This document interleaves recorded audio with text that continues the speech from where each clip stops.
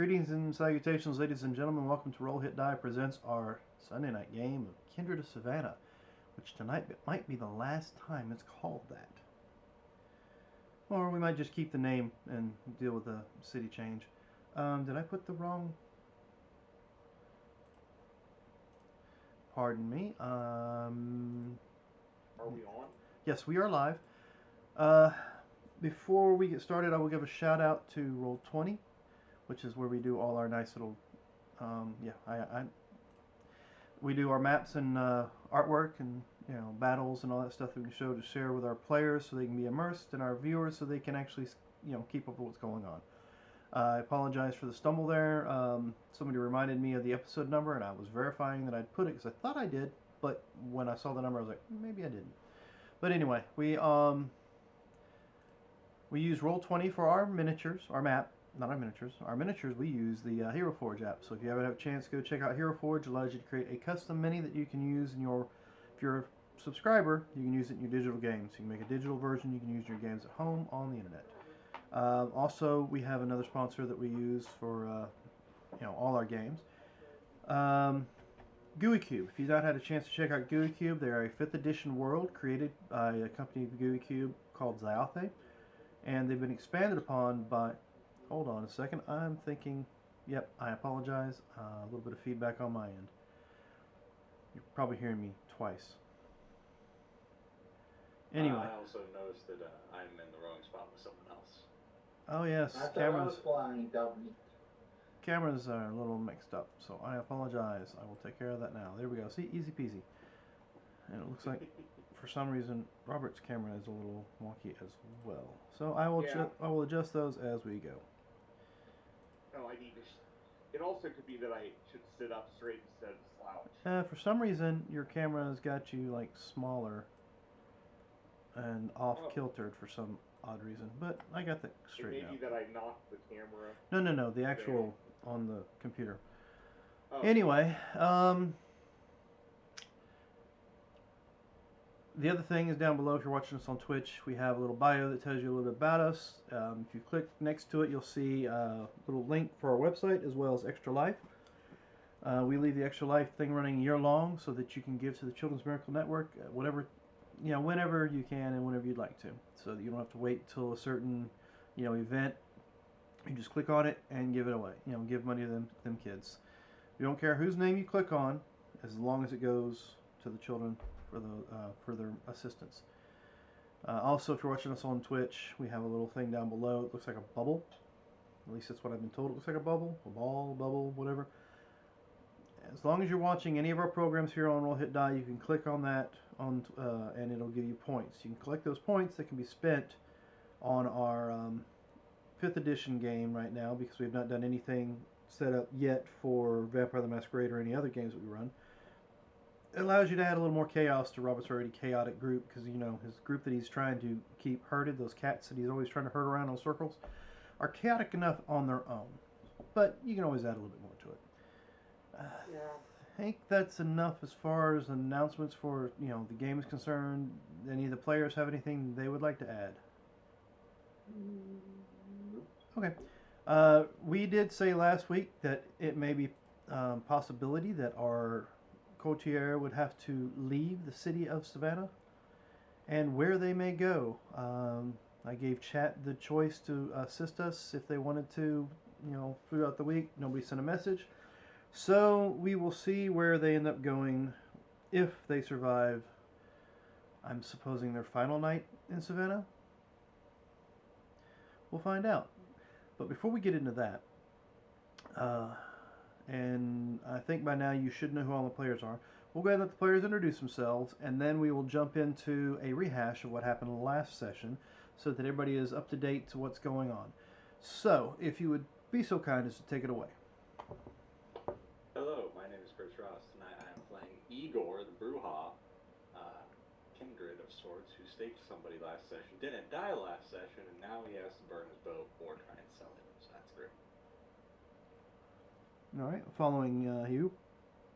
Hello, I am Marcus Scott, and tonight I have no idea who I'm going to be playing, because, I got staked last time, and Who knows if I'll be on the beach or be in the new city when I awake. Well, I guess it leaves it last but not least. Hi. Hello, I'm Robert, and I play Jude, and I try to keep my head down. Hasn't worked, so maybe I need to start taking charge of my life.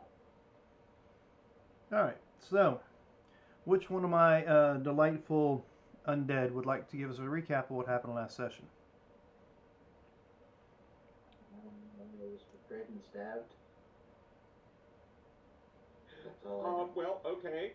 Um, let's see if I can get all of it back. Oh, I should probably open my notes. Let's see.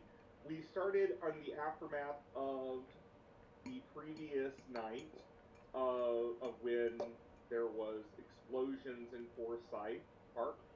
Um, let's see. So all hell broke loose, and in the chaos, Jude actually went and rescued his friend Zeke from the SI's clutches. Um, Dom, Igor, was able to hide himself in an area of the woods. He was able to get out of the reaches of the Humvee that was trailing him. And JT was able to get away from the SI invasion of the prince's home by going into the sewers, and he basically held up there. I think you might have drank a couple rats to stabilize yourself. In the morning, though, you tried to eat a crocodile and nearly died from that encounter. And we finally got you. You were over close to the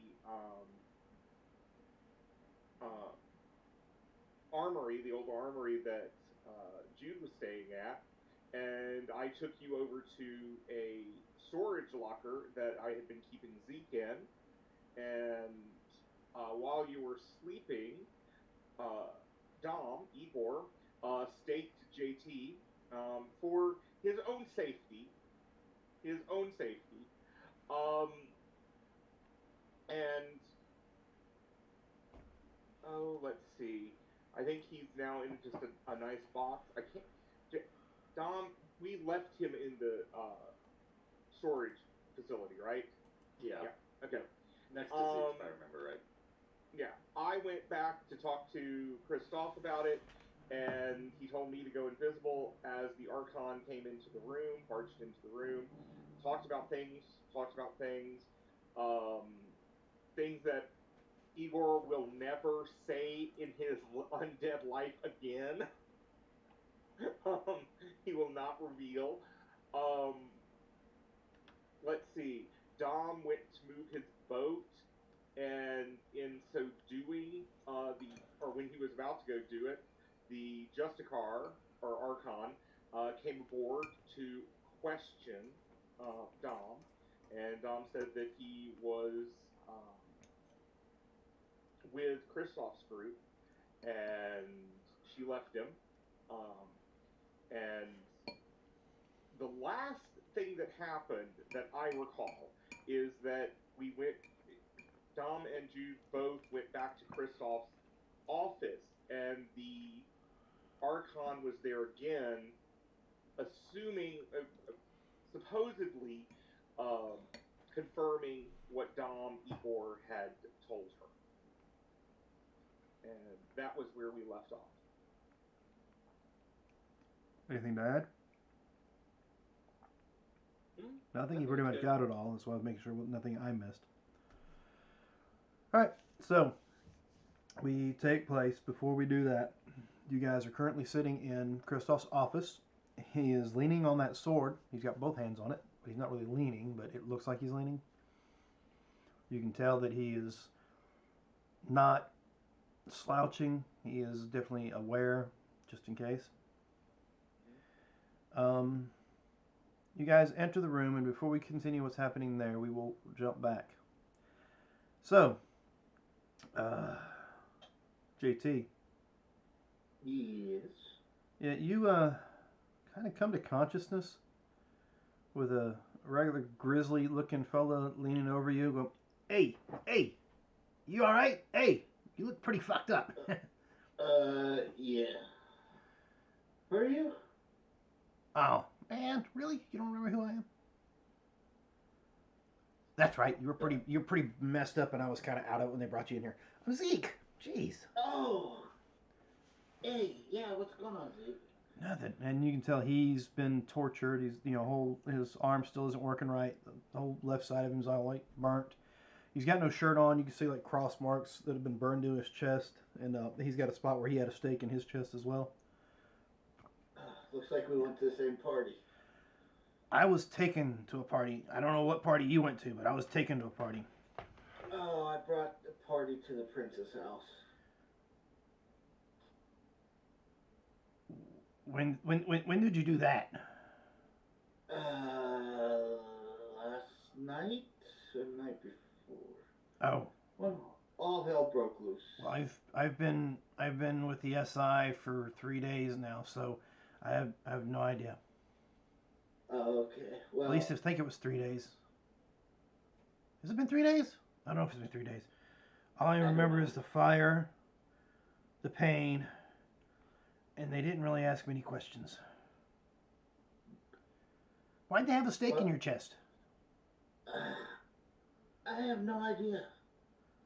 I came in here without one, with Dom and Jude, and I wake up with you pulling it out of me. Well, I figured, maybe they brought you in here with it in your chest and things happened, they couldn't get it out, had to go do something else and just figured you were safer that way. I don't know. I don't know. But it's kind of quiet in here, and I was getting a little lonely. I figured I'd at least pull it out and talk to you for a little bit. I can put it back in if you want me to, and you let us up like No, this. no. Please, no. You sure? No. Okay. But sure. Oh, okay. But sure. Where are we? Yeah. I vaguely remember Judd bringing me in here and said we'd be safe, that I'd be safe in here. I think looks like a storage unit of some sort. And you look around, you can see the metal walls and the roll-up door. Did they happen to leave anything for us to feed on? I think there's some blood bags around here somewhere. I thought I kind of barely glimpsed or heard Judd say something about leaving them in the cooler or something nearby. You did say you left some for Zeke? Yeah, I had left some. I had left 4. So he walks over, he crawls around until he finds, oh yeah, here's one, he throws it at you. And you were too weak to catch it, so it hits you in the face. Ow!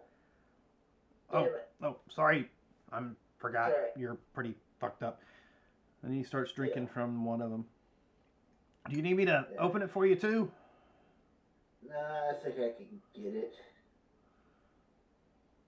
But yeah, Roll me a dexterity check. No, I'm kidding.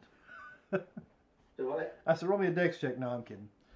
Oh. Alright, so we're leaving you in the storage unit and we're heading back to the office. As you can tell, apparently, you actually rolled it. Yeah, I need your help. You failed. You shoved the thing up your nose.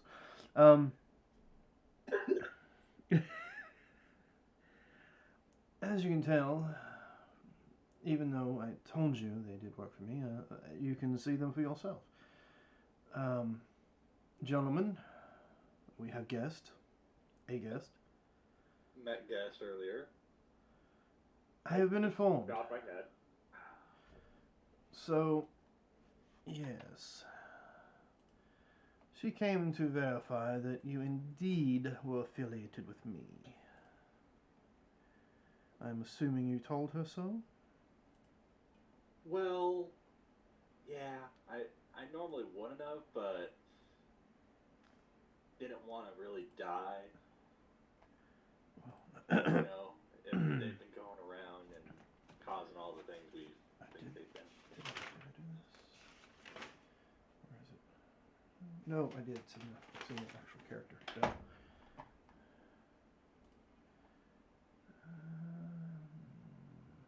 Well, Anya here tells me that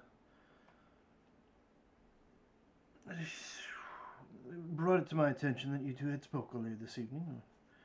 I wanted to verify that your story checked out before she went back and visited you once more. I assured her that you indeed were telling her the truth, which in this particular instance was probably the best thing for you to do. Where's your other companion?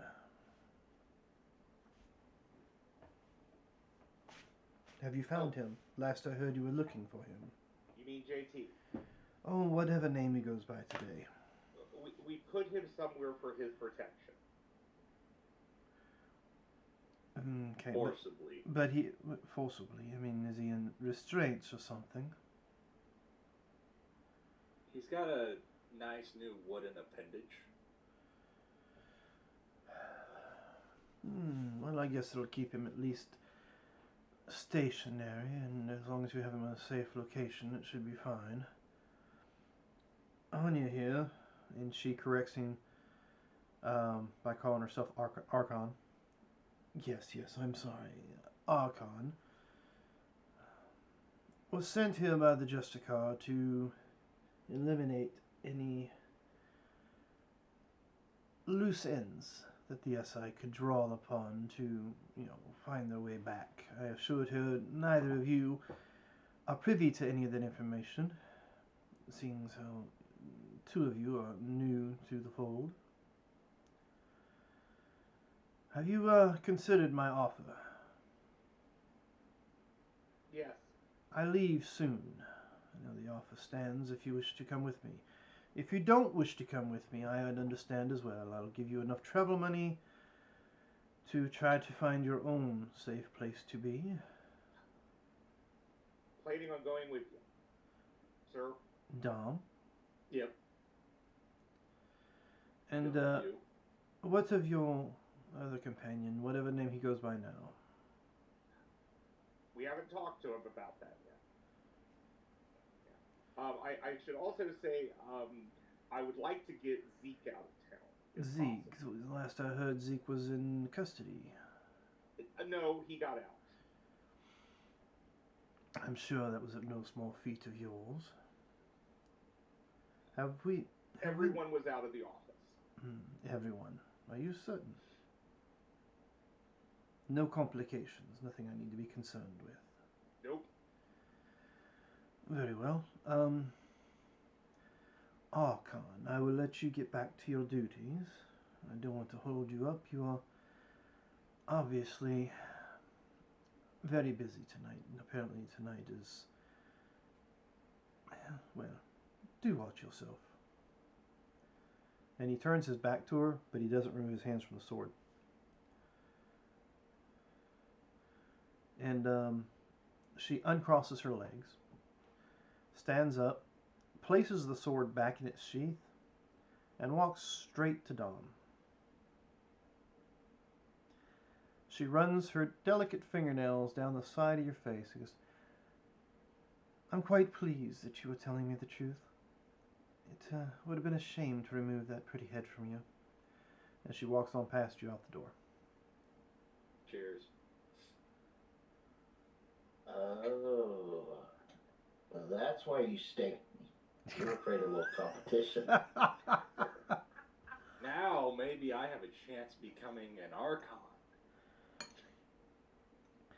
So, It's a different, food chain, but it's a place to work up to, maybe. So, gentlemen, as I said, we will be leaving within the hour. I must ask, do either of you have any issues with flight? Never flown. No? Is there a way we could sell some assets, though, out while we're not in town? What exactly are you looking to sell? Well, I've got a couple of vehicles, and since they won't be able to come with us, I'm assuming on this flight. No, it's not that big of a plane. Yeah.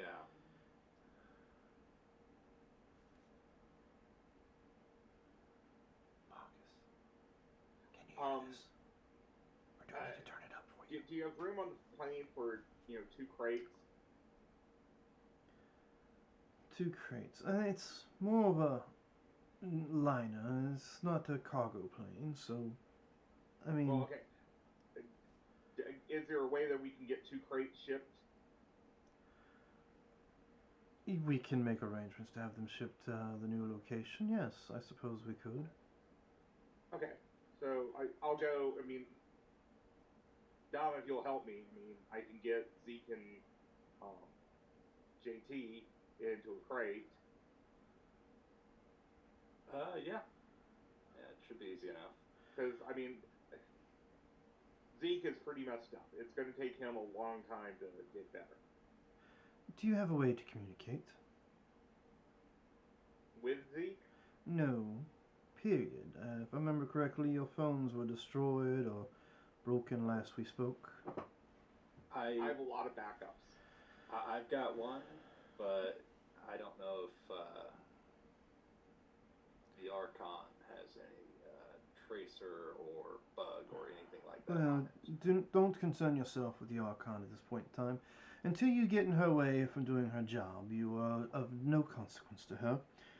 If you leave the city this evening with me, you will not have to worry about her unless you cause a problem or a fuss in the new location. Now, if you stay, all bets are off. Her job is to clean this city of any kindred,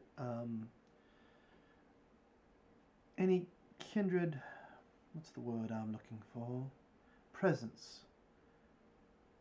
So that the SI cannot follow them back to whatever, other Camarilla holdouts or, I suppose, Anarch holdouts. Anything to try to keep the masquerade safe. So here, he throws you a piece of, kind of tosses a business card in the air, and on it's got a phone number. When you get your bonus turned on, you can call that number to inform me of any changes in plan. But for right now, and I need to bring up the map. Where are we at? There we are.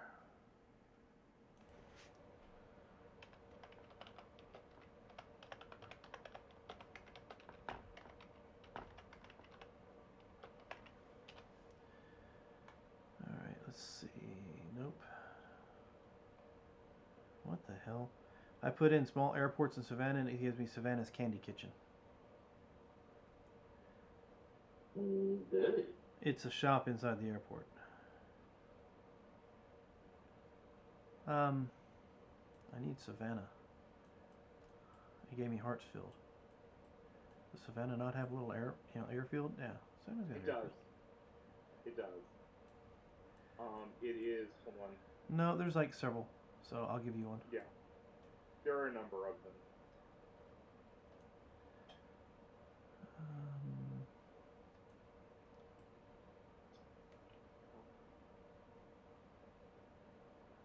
Well, I say there's a number of them, but some of these are just airline companies. There's Hunter Army Airfield, which we don't want. Meet me at this address, and no, it's not going to give it to me. Any of you, are you gentlemen good with your memory? I mean, if I just told you where to go, would you remember it, or do I need to write it down for you? I'm pretty decent. Go to Hodges Air Park off of Georgia 39.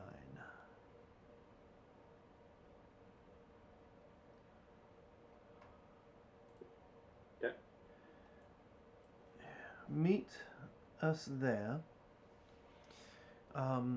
If you have your other companions in crates and they do wish to go with us, or even if they don't wish, meet us there and we'll make whatever possible arrangements are necessary for the delivery or departure.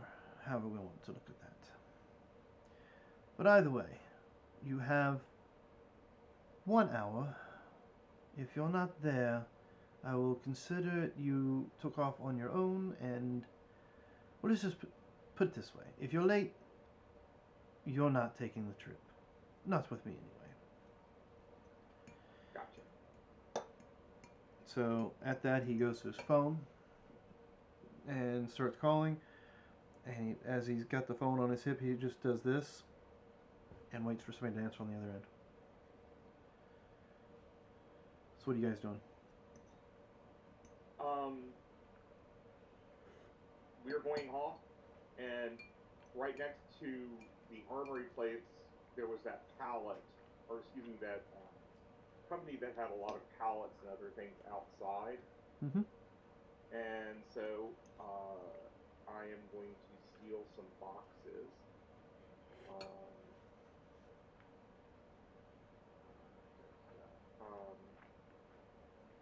I'm going to spray the cameras so they don't notice people stealing boxes, and then I'm going to go over to the storage unit with Dom, and we will go in to talk to Zeke, and at this point we don't know that Zeke has woken up. No. So easy enough to get the boxes that you need. As soon as you get there, you hear a truck or you hear a truck pull up outside. And not too long after that, you hear keys in a lock, and the door starts rolling up. You look inside, and both Zeke and JT are leaning against the wall, drinking a blood bag. Oh, well, you're awake. Yes. Who's the asshole who staked me? We did it for your own good because you're in your state. You couldn't go out and feed. I wasn't going to go out anywhere. I could barely move. Right. We needed you. It's going to take you weeks. Right. And in Torpor, we're leaving Savannah. Okay. We're not going to be able to drive you through town and get you into something easily.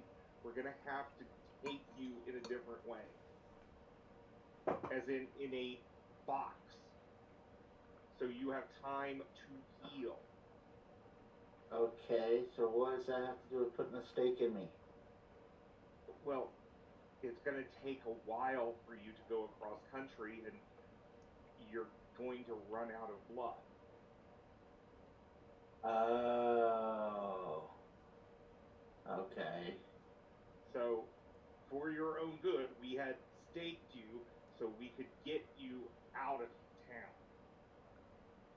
You couldn't just throw a couple of blood bags in the box with me, and I'll just... Yeah, but you have a very specific style of feeding, and the blood bags are only going to last you so long. How long is the trip? Well, we don't know yet. Kristoff hasn't told us where you're going. Okay. Well, how soon we're supposed to meet him? At the airport. Okay. What time plane's leaving? 40 minutes. Okay, so we need to get there. Right. And unfortunately, you're going to be going by truck.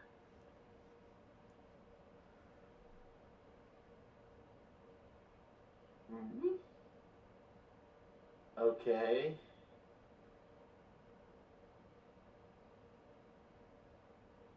So we're not flying? Well, he doesn't have enough room to get you in. Okay. It's a matter of space.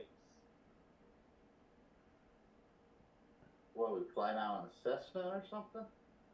It's, I think, a smaller plane than that. It's a air park, and from what I was able to, see from the address you gave me, yeah, most likely a Cessna, possibly a really small cargo plane at best. Okay. Yeah. So, but you guys, Oh.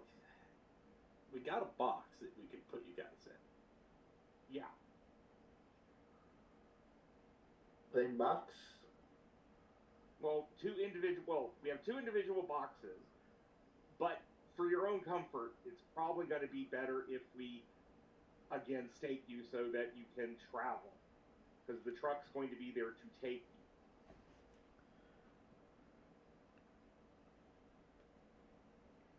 That's right? I mean, I've never flown, so Dom. It might take a little while depending on the plane. Yeah.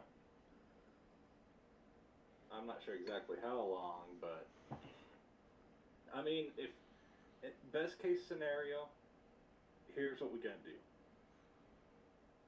We'll just take that piece of wood, put it back where it was. You can rest, and then when we get to where we're going, we can feed you, get you all healed up, and everything will be fine. We can have you some prostitutes ready. I don't need prostitutes. I can get my own women. Well, don't you kind of feed with sex? Well, yes. So, I mean, we'll have some of your food type ready for you. Now, the kicker is you're so damaged, you look like The Walking Dead. Yeah. If we take you outside, it's Fine. I will pick up the steak and get into the box and then place it in myself. Okay, you're here. Let me hold it for you. Your hands are a little wiggly. As I do that, I'll flip off Igor for staking me earlier. Is he able to stake himself? He probably needs a little bit of help. Igor. Man, you're getting close. I'm hungry. I am hungry. But first, do you have a spare blood bag? Can y'all finish them off? Because if not, I'll go out to the Jeep and grab the rest. There was of them. 4, so yeah, they've had 2 apiece. Okay, Alright. so I'll go out to the Jeep and bring you one. Okay, alright, and let me roll that check. Let me knock those off. Plus that.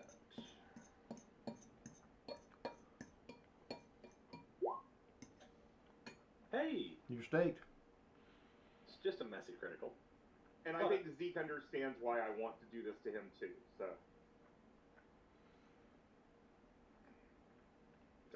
Zeke's already crawled in the we're gonna box. get you out of town.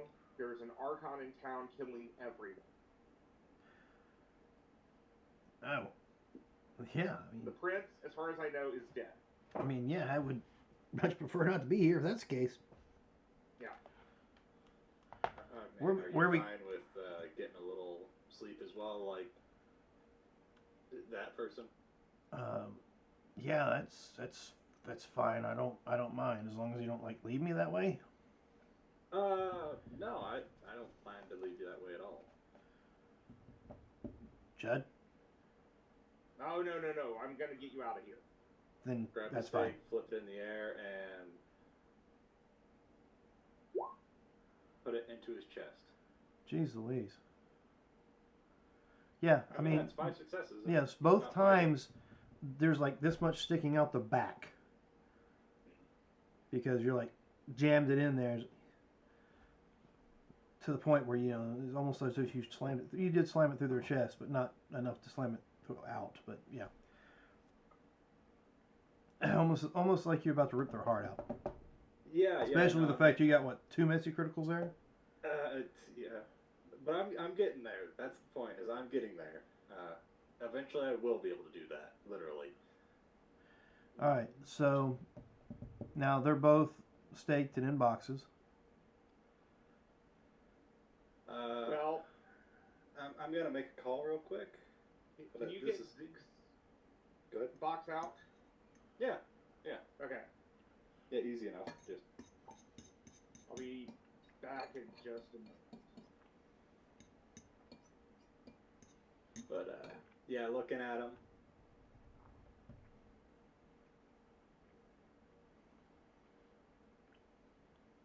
Cover on box.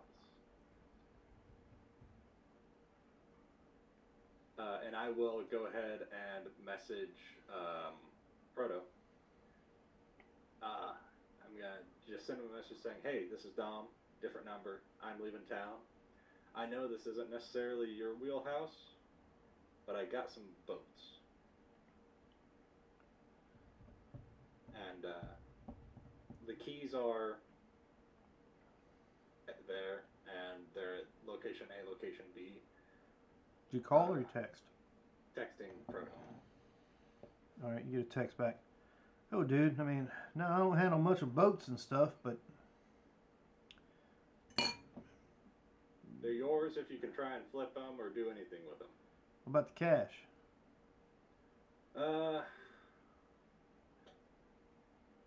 Let's put it on a line of credit, and I'll catch up with you later at a later date. How's that sound?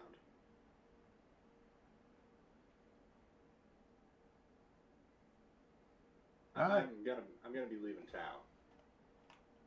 Actually, Dan, I'm gonna move this.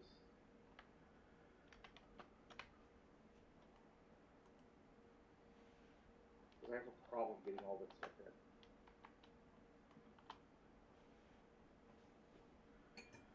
All right, sure, man. Just call me later if you need something. I'll see what I can do. All right. So yeah, I'll mark down that I have a line of credit with Proto. Okay. And that's the what was that? 5th Street, something like that. Yeah, 5th Street Demons.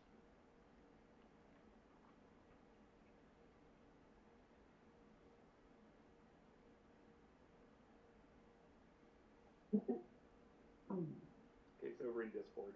Oh, okay. I keep hitting return in Roll20. Okay.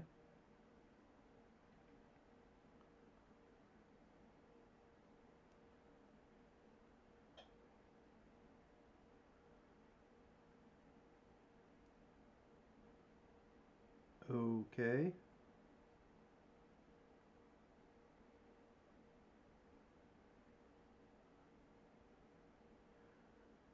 Okay.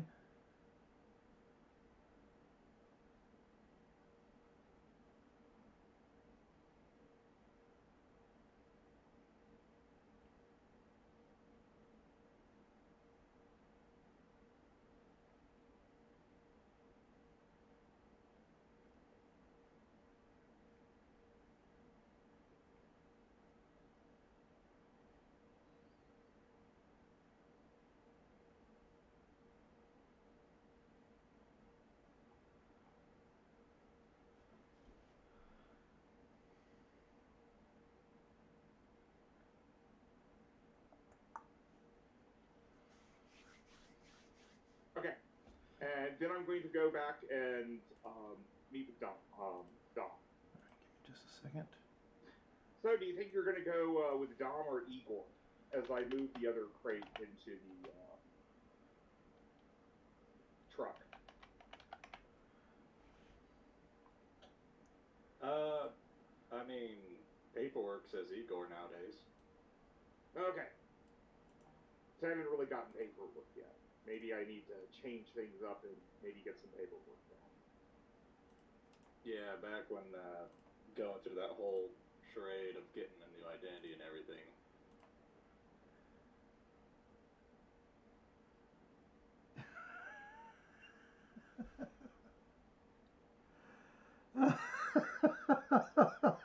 Okay. Okay. I take it something's happening. All right. You. So you come back.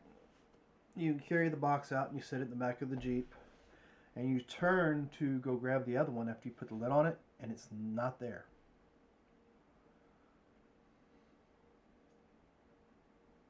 Hey, Jude. You don't see Jude. Jude is not there either. Hey, Jude. I'm gonna be going to the airport, and like, look at my clock, look at how long We're it's in gonna my take to get Jeep. there. In like, like 5 minutes, I guess. It's not going to take a lot of time. Yeah, that's why he's waiting.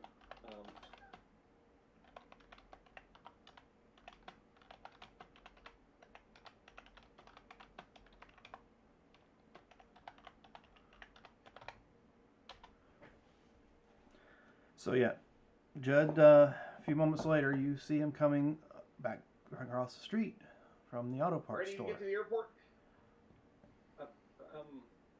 Box? Don't worry about it. Ready to go? Going.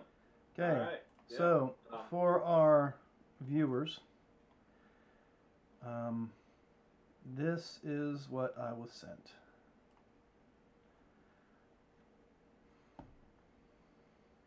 And I will actually show it to players because at this point in time it doesn't really matter.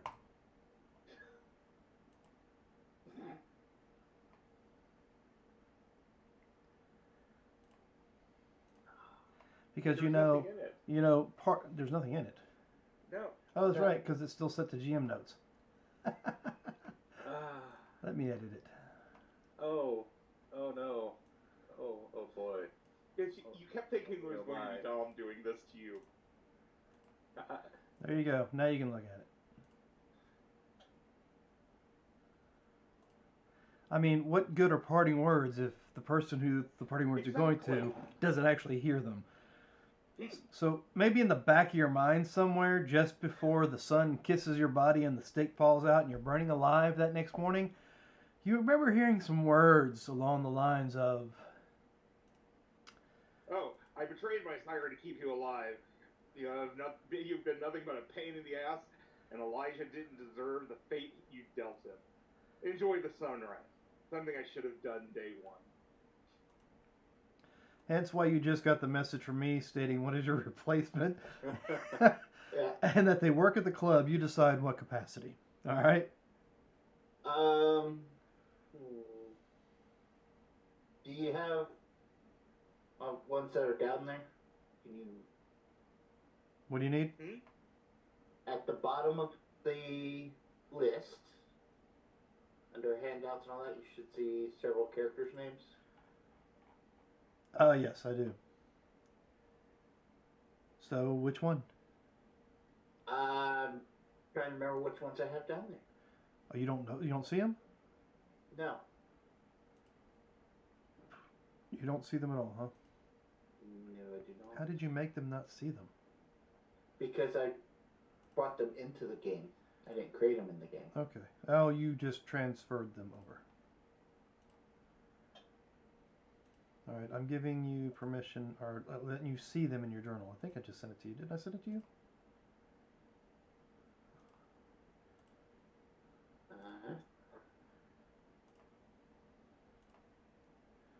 Just have to remember what your name is.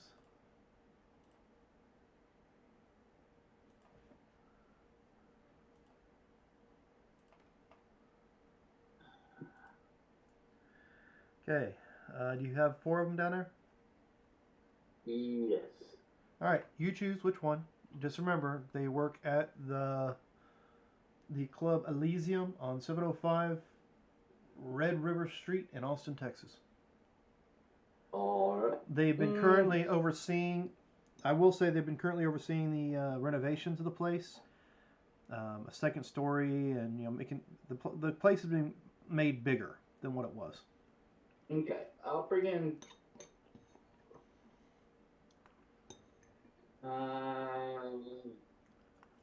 You ain't got to tell me right now. You can do it when later. Yeah. Right.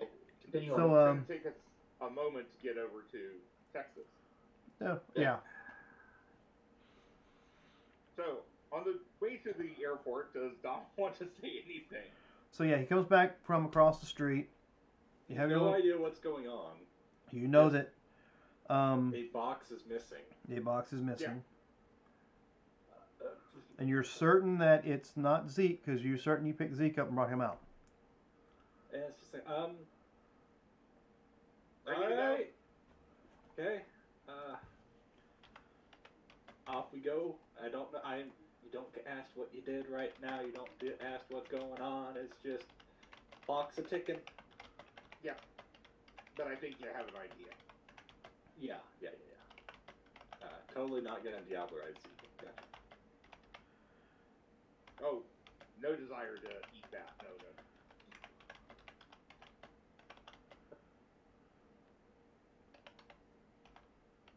Plus, that's a huge taboo. Totally. Yeah. Would rub everybody the wrong way. Yeah, we don't want to do that. Although now's as good a time as any. True, but no. Don't want I mean- that dark stain. I mean, you already betrayed someone. Yeah, another? and I kind of realized there was a mistake with that. I mean, you're not. Oh, we're talking about two people. Okay, gotcha. So yeah, you guys are on your way to the location Driving, and having this yeah, conversation. Pull up to that address. Hodges Air Park off of Georgia 39. Is what Alright. you told me. Yep. As soon as you pull up, you notice. Let me see.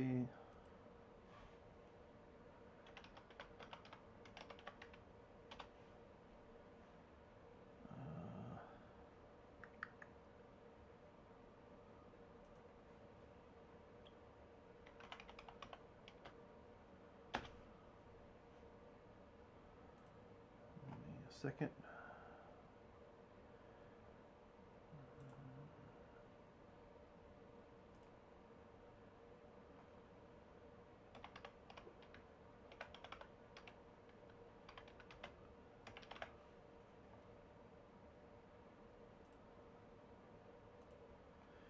Alright, let me give you a handout that'll have this picture in it. I don't care about that. Shut that down. Why is it coming up on the screen? Let's see, can I just do it this way? Oh yeah, I can.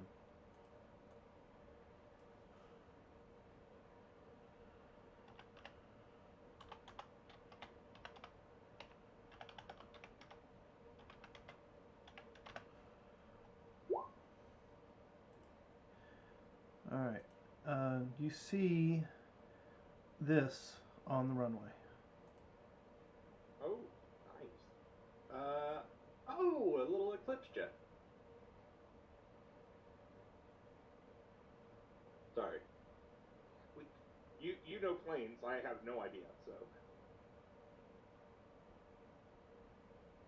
I'm gonna grab the backpack that I have and with blood bags and just a few things and Box. A box. He really doesn't have any damning evidence at his home. Oh, fuck. Well, he's got his money, but he lost everything else. Unless there's a time to go back to where that boat was. Probably not. You can tell when you get to the airfield that the plane is already ready to go. Engines are running. Christoph is standing next to a car waiting. You pull up. Yep. So you've said 2 crates. I'm only seeing 1. I decided we needed to lighten the load. Lighten the load. I'm guessing you. Who's in the box I left then? one behind. We brought the crazy one? That doesn't really clarify things. No, it doesn't. I We mean, brought the Dalkavian.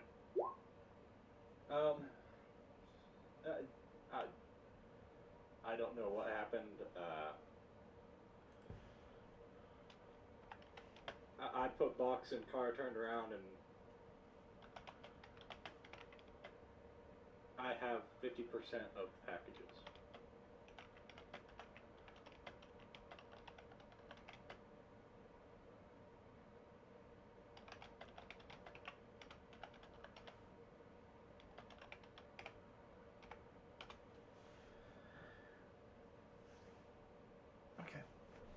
Yes, I did notice that. Hence why I told you I didn't have room to carry 2 crates. And these aren't. I mean, these are boxes. They're not actually coffin-sized crates. I mean, did he curl up in the fetal position in there? Yeah. Well, I mean, we staked him and curled him up. Yeah. I may have had to break 1 or 2 legs to get him crammed in there. But I mean, with all the other damage, that's going to be minor. I mean, I suppose there's room to put that towards the back of the cabin, since there is only 1. And you say this is Zeke, your friend, the crazy one. Yeah. So I suppose that, what's he go by now? JT Devon decided to go a different route. He decided to stay here. Or, well, maybe he's on his way to Jacksonville. Is that what happened? That's where he keeps saying he's from, right? He turns. Well, he was saying Corpus the I mean, it is clear. I mean, Christoph would be able to tell. Dude is lying as a. I don't know. Let's find out. Why don't you give me a subterfuge?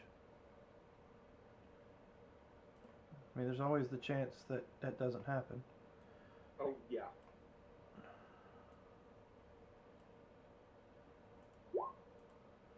Oh my God. Okay. And let's see. And you know, I will just roll that We'll one. say, what is that? again. Insight and wits. Yeah. I mean, you could get 5. I don't think 3 10 stack. No. No, he believes you. Oh my God. Okay. So yes, he's on it. He keeps talking about. Yeah, you Jacksonville. seem to I think he might you be- seem to think he believes you because he turns and does a roll the window down symbol, and you see Marcus sitting in the driver's seat of the car that he's standing next to. Mhm. He writes something down on a piece of paper, hands it to Marcus. Make sure that that makes it to his account. That way he can travel wherever he needs to go, and has access to the funds that I was going to give them to make it on their own somewhere. So, way to leave Savannah. If you do see him and he needs anything, then just take care of it, but leave Savannah before the day is over. And then you can meet us where we're going. You have the address on your phone. And he turns and walks towards the airplane. Well, then, very well. If you have all the things you need, then let's, by all means, hop on and let's get the hell out of here. Yes. Jude, this car, this Jeep, this truck thing. Why don't you call your friends and just have them pick it up? Perfect. I'll leave the keys in the ignition. I will do a quick text to Proto. Hey, guess what? Got a vehicle for you. It's at this address. It's this with this plate. Keys are in the ignition. It's yours as well. Line of credit. All right. He sends back that.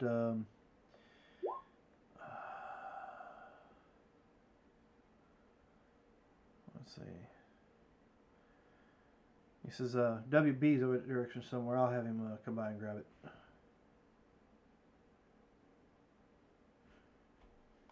Perfect. Copy you on the giving you full access to that individual. So I'll just edit that, and you now have access to whatever you need to with her.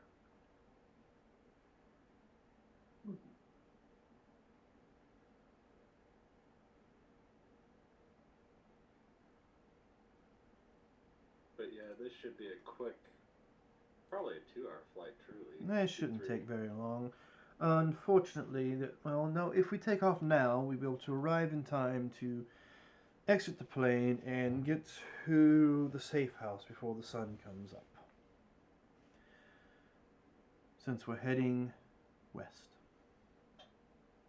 Oh, silly me, I did not inform you where we're going, did I? No, not a clue. Well, I have recently acquired another establishment in the city of Austin, Texas. I have an individual there who is overseeing the renovations. I'm sure she'll be pleased to see that we are coming. Granted, the timing is a little faster than expected. But I will call her in flight on the way. He gets in, has a seat, grabs a bottle of what looks like wine out of a refrigerator nearby. Do get comfortable. I would suggest you maybe strap your box in. Yeah. Be more than happy to. And plane takes off. As you're flying there, you hear him dial up a number.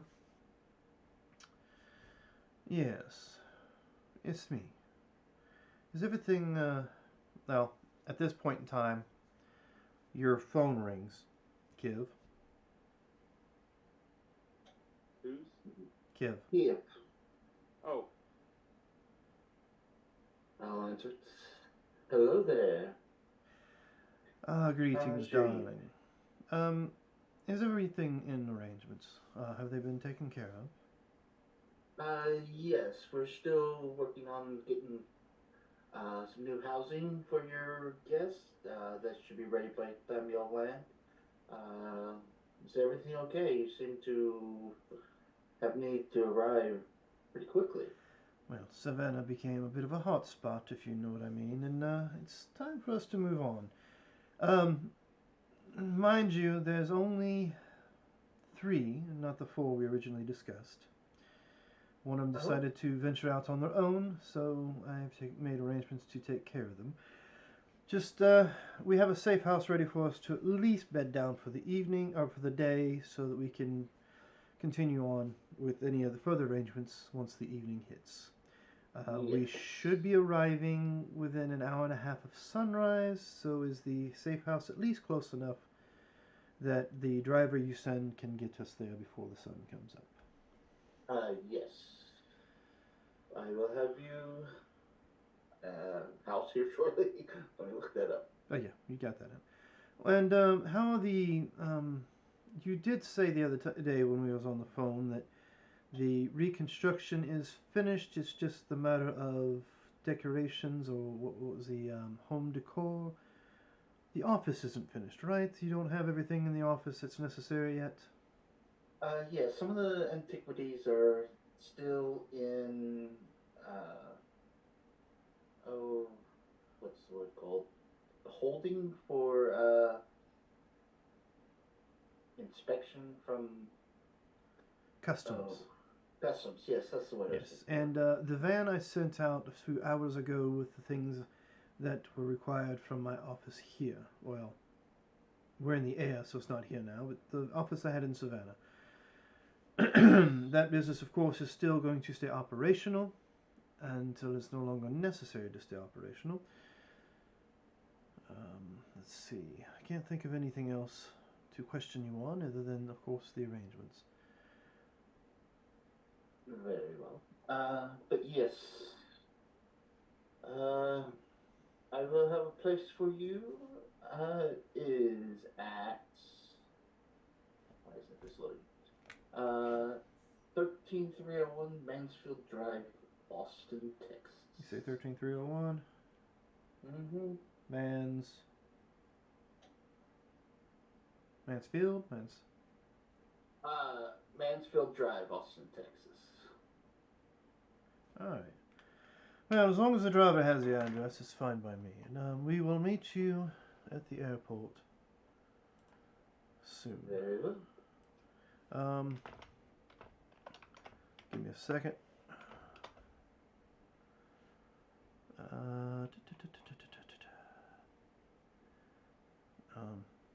That's San Antonio. Where's Austin? There it is. Okay.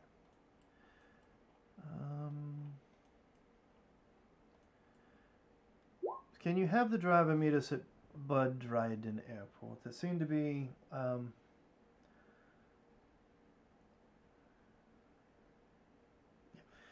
it seems to be a more secluded location to fly into at this point in time. So. Very well. And it's the same one we've used in the past. If I'm not mistaken, it's still under one of my shell corporations. Yes. I will have another driver come out here, but it'll be days before he arrives. And there may be some other employees. I sent a few out 3 days ago, so they should be able to be set up when you're ready in the new facility or home for our guests. Anyway, thank you for being so diligent in these matters, and I will see you when I arrive, right? Yes, I will finish up the details here and I'll head towards the airport. Oh, very well, dear. I'll see you when we get there. And he hangs up the phone. Alright. Anything you guys want to discuss or do while you're mid-flight?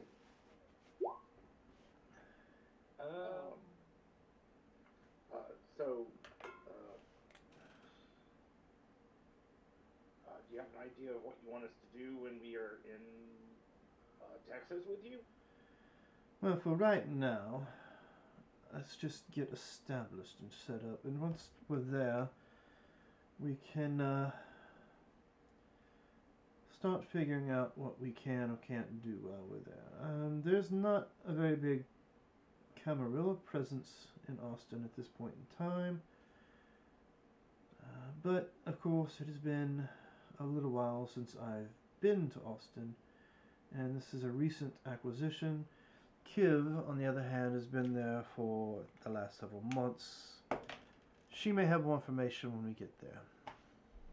Okay.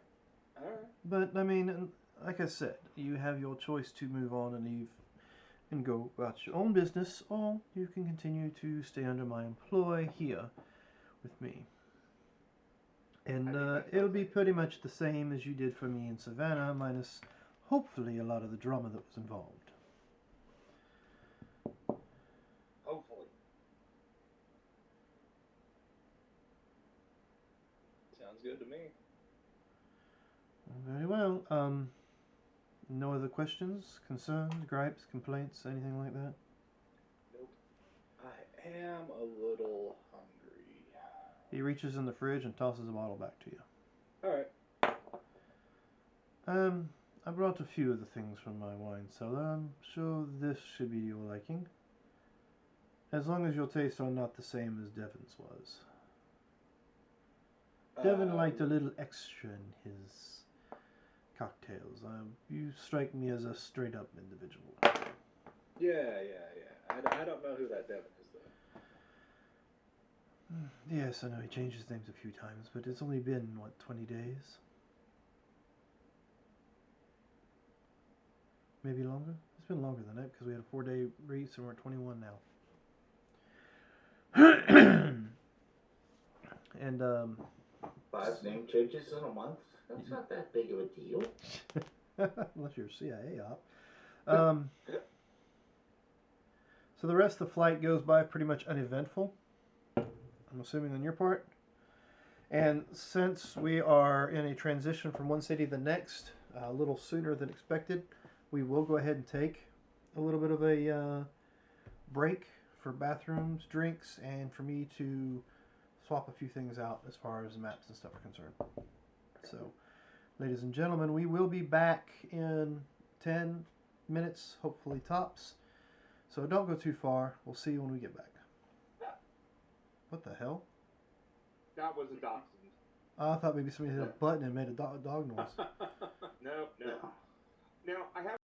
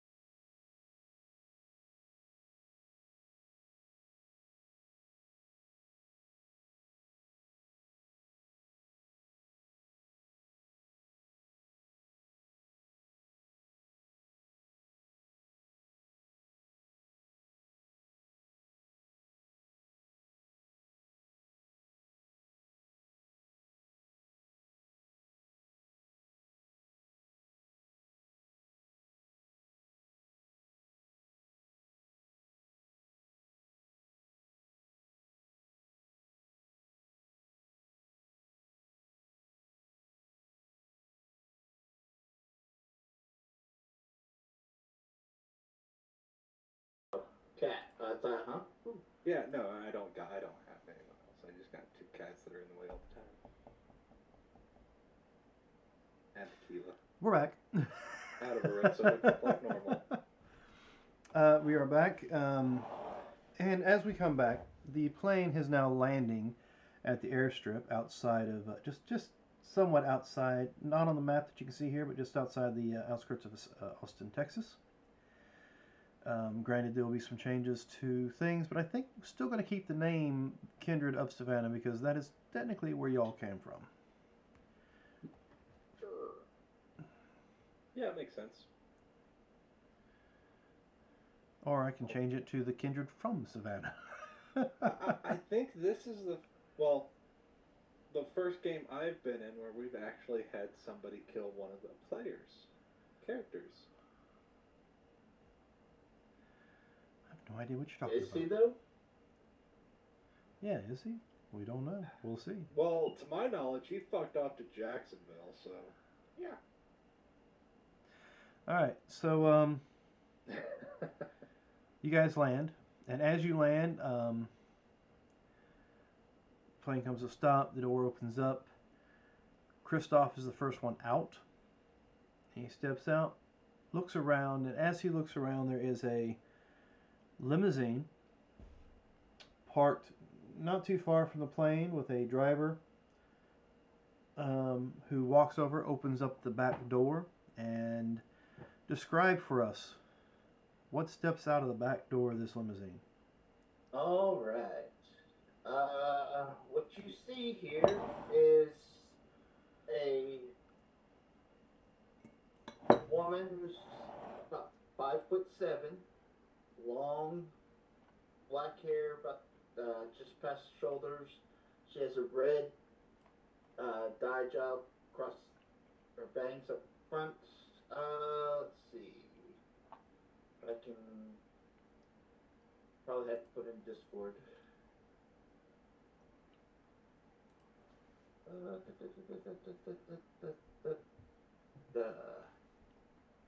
Yeah.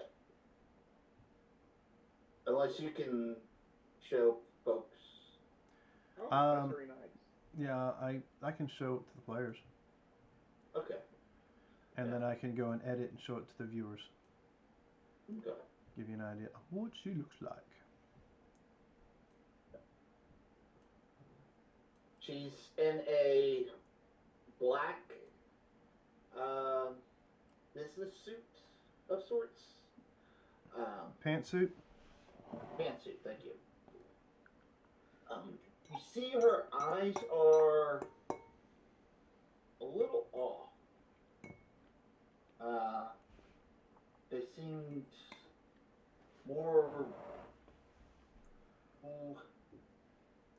bloodshot. Well, not necessarily bloodshot, but the whites of her eyes aren't really white. They have a more of a reddish hue to them. Yeah, I am looking at Kiev. Yeah. All right. Is she with you, I take it?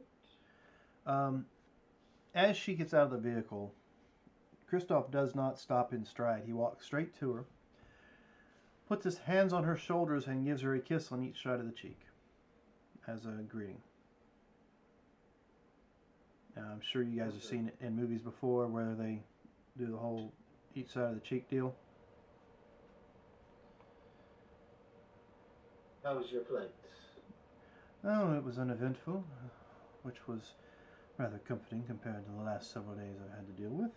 How about you? Does everything here seem to be peaceful? Every day seems a little peaceful. Sometimes a little boring to my taste, but Well, it's better than having an Archon show up in the city and inform you that they're cleaning house. an Archon? Yes, you do remember Anya, right? Yes. Well, she was the Archon that they sent out to cleanse the streets of Savannah thanks to the SI and other issues that arose. Where's my manners? My manners. These gentlemen, as you guys can walk off the plane, are with me. The strapping gentleman right there. He introduces you as he knows you. He's not going to do the whole false name things. He looks at you and he's just, Dominico. Either, yes. And of course, the other gentleman with him is Judd. Or is it Jude today? Jude's fine. Jude's fine. And there is a crate that needs to be handled. He looks at the driver. Can you please go assist in pulling it out and make sure it's handled properly and delivered to... Where are they going, my dear? Yes. Well, we'll be... Due to the time frame, it's best we go back to your place, and I have apartments set up for them over at the 11. It's just down the road from the club. I assume they'll be working for us there? Yes, they should be working for us from here. Yes, deliver the crate to their apartments, and then we can go from there. But please handle the crate with care. It's very precious to Jude. So yes, please, and it goes without saying. There's no need to open it. He will open it when he gets home. Well, let's make our way to the safe house. He looks off to the east. It looks like it's getting close to time. Yes. She'll get in as soon as Kristoff enters and waits for the other two to... Yeah, he slides on in, sits down, makes sure the window's up. Yeah. Thank you. Ms. Yeah. There, and you, who again? Wait, Marcus, did you say Miss Pierre? Kiv. Yeah. Is Kiv? Kia. Yeah. Yes, SOD. Kia. Did you guys see it when I shared it? Yeah. I'm just going off of what I'm being told, though. I'm sure. Kia. Yeah. Kia. I didn't Okay. see it. Well, he knows me by Dom, but paperwork to keep things nice and straight and tidy in order, Oh, Igor is fine. very well. If you'll need new identities, I can assist with that and have them delivered to your hotels when you're ready, or your apartments. I'm good at not getting mine compromised. The one that might have been was an old one to begin with. Very well. Are we done chit-chatting? Shall we hit the road? Yes. Yeah, sorry, boss.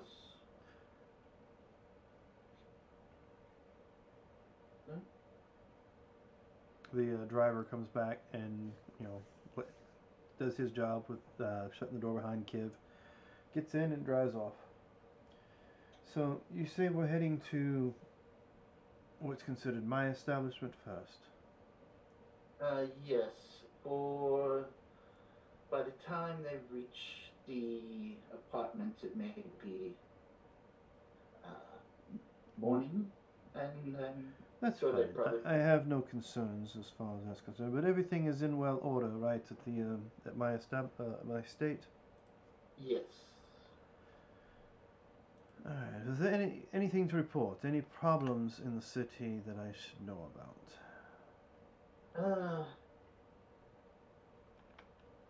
Not anything out of the ordinary, It being summer, and college kids down on main streets. So there's been some drug issues, some fights, broken brawls with college students. But as for any major concerns on our end...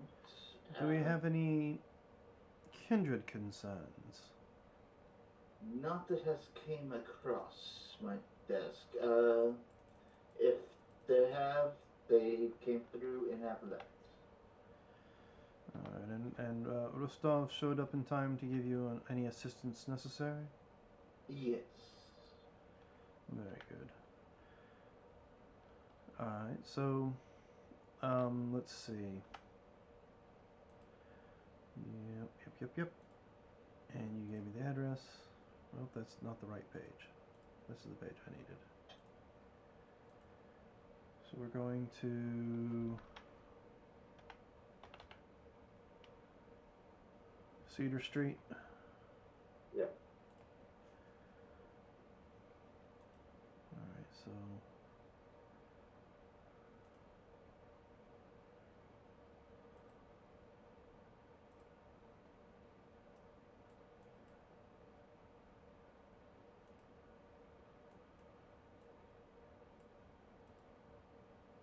okay, so it's not actually going to give me a good idea. I guess let's go out here to look at it.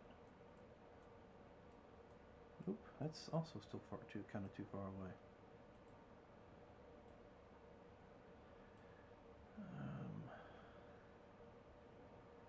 Is there any change houses? Or? No, I'll do the Zillow things. I'm sure they'll actually show pictures of it, won't they? Yes. So let's try this in Zillow.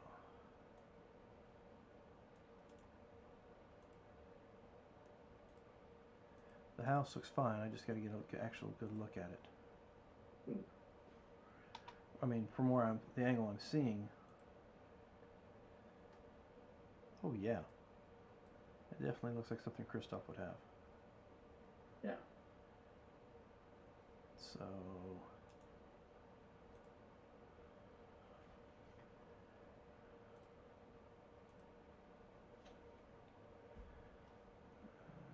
I put it in a handout without having to actually save it?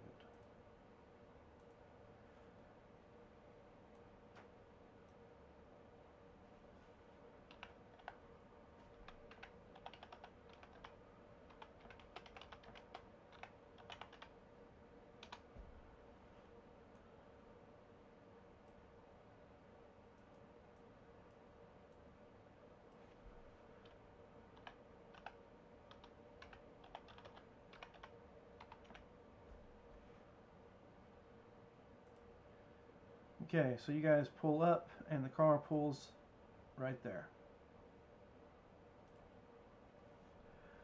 Right up around to the front door. Wow. Oh.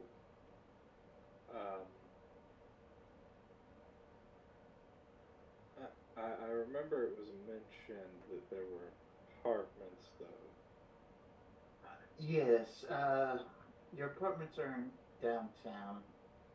With the sun coming up, I doubt you want to risk trying to get there. I'll have your apartments ready and all that. Now, mind you, you have apartments in case you desire to have privacy, but as you can tell, the estate is large enough that you could have a room here as well. And Kiev will point over to the buildings on the side. To the left, well, yeah, to the left of the front. Over there is the guest house if you two prefer to stay there. This needs a crypt. Well, I'm certain the sections in the wine cellar can, definitely handle the crypt for that if you absolutely positively need one. Well, no, it's just a very different place. Well, we got the boathouse out back, plenty of places to enjoy the night air. And the grounds are vast, and you'll do notice that there are guards walking the grounds.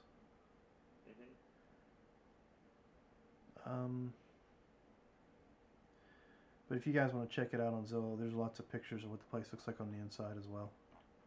Yeah. Wow. Matter of fact, let me see if I can find like an office look.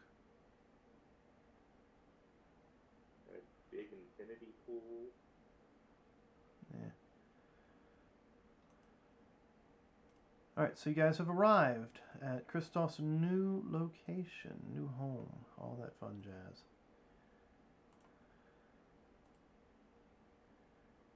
Alright, Let's see if we can find it. That's right, I already had it. Well, yeah, with sun coming up, I think best to take And a night. it's on the other side of Austin from where we were just at. So it's actually on the outskirts of the city limits. Okay. Well, way out. So it's a good distance. Figured he'd wanna keep his distance. No, it's good location. And you say the remodeling of the club is on schedule, or was on schedule, and what's the story on that? Yes, it should be able to put in the last details. Waiting for new dance floor to set and just a few more decorations and some paint to dry. We should be open maybe in a week or two. Have you started hiring staff yet? We have our first round of interviews tomorrow night. If you'd like to join in on that. Actually, I would like for Igor and Judd to join in on that. Very well. Okay. Yes, I mean, Yeah, of course. these are going to be mortals you're going to be spending a lot of time around. They need to know that you are upper management, if you will. And I want you to pick the right people for the job. Upper management. That's yeah. And now that I think of it, you asked on the flight here what your job title would be for me as we are here in Austin. Mainly, you're to help keep the city clean. We don't want any rogues making, Talking kind of like. What was it? Was it Sabat? Yes, them. Oh, there's no. Currently, according to Kiv and the work she's done while she's been here, there is no outstanding affiliation here as far as Kindred are concerned. There may be a few here and there, but there's no Camarilla, no Anarchs, no Sabat. It seems to be a clean city for us. Let's try to keep it that way. So, is there a prince in this city?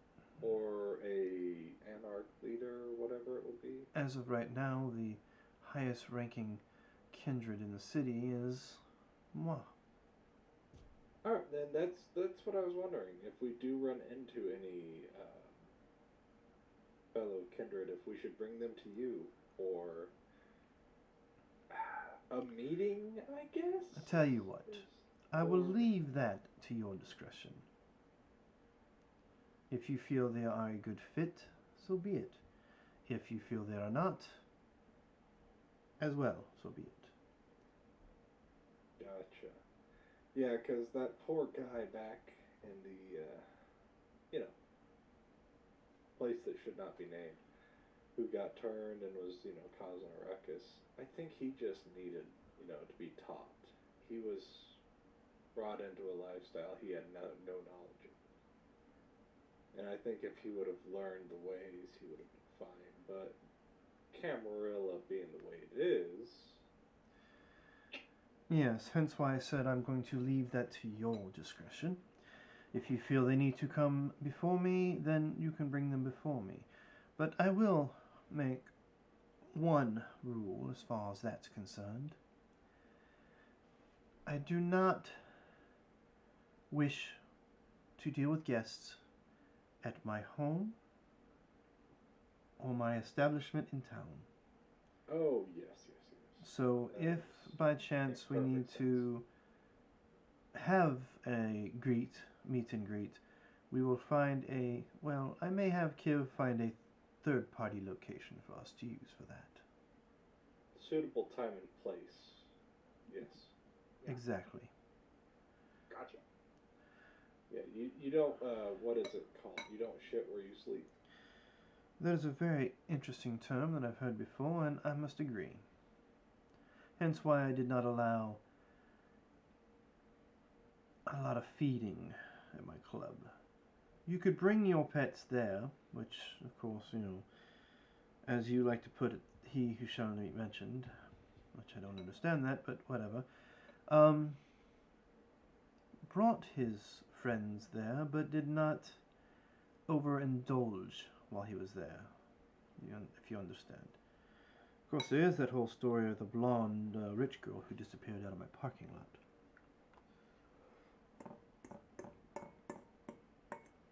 And he looks at Judd as he says this.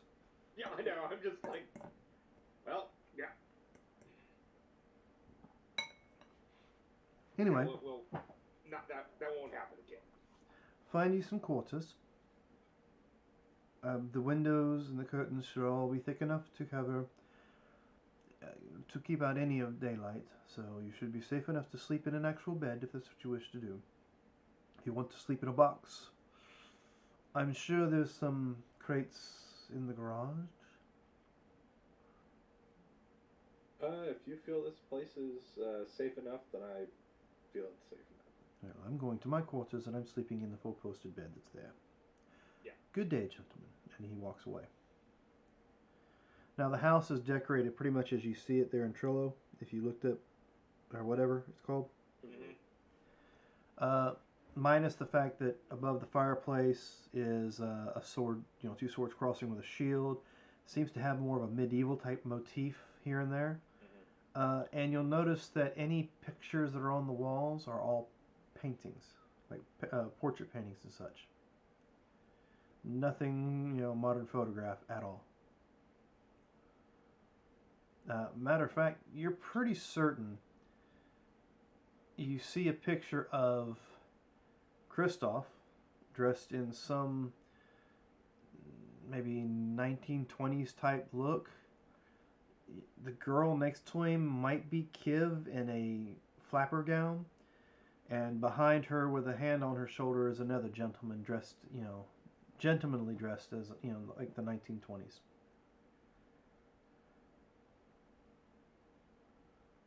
Just in case there's any conversation needed for that.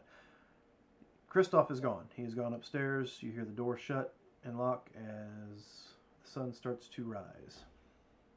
Okay. Best place to, And Kiv, of course, has a room there too. Yes. Matter of fact, she stays there. She doesn't stay anywhere else unless she has a flat somewhere in town that she wants.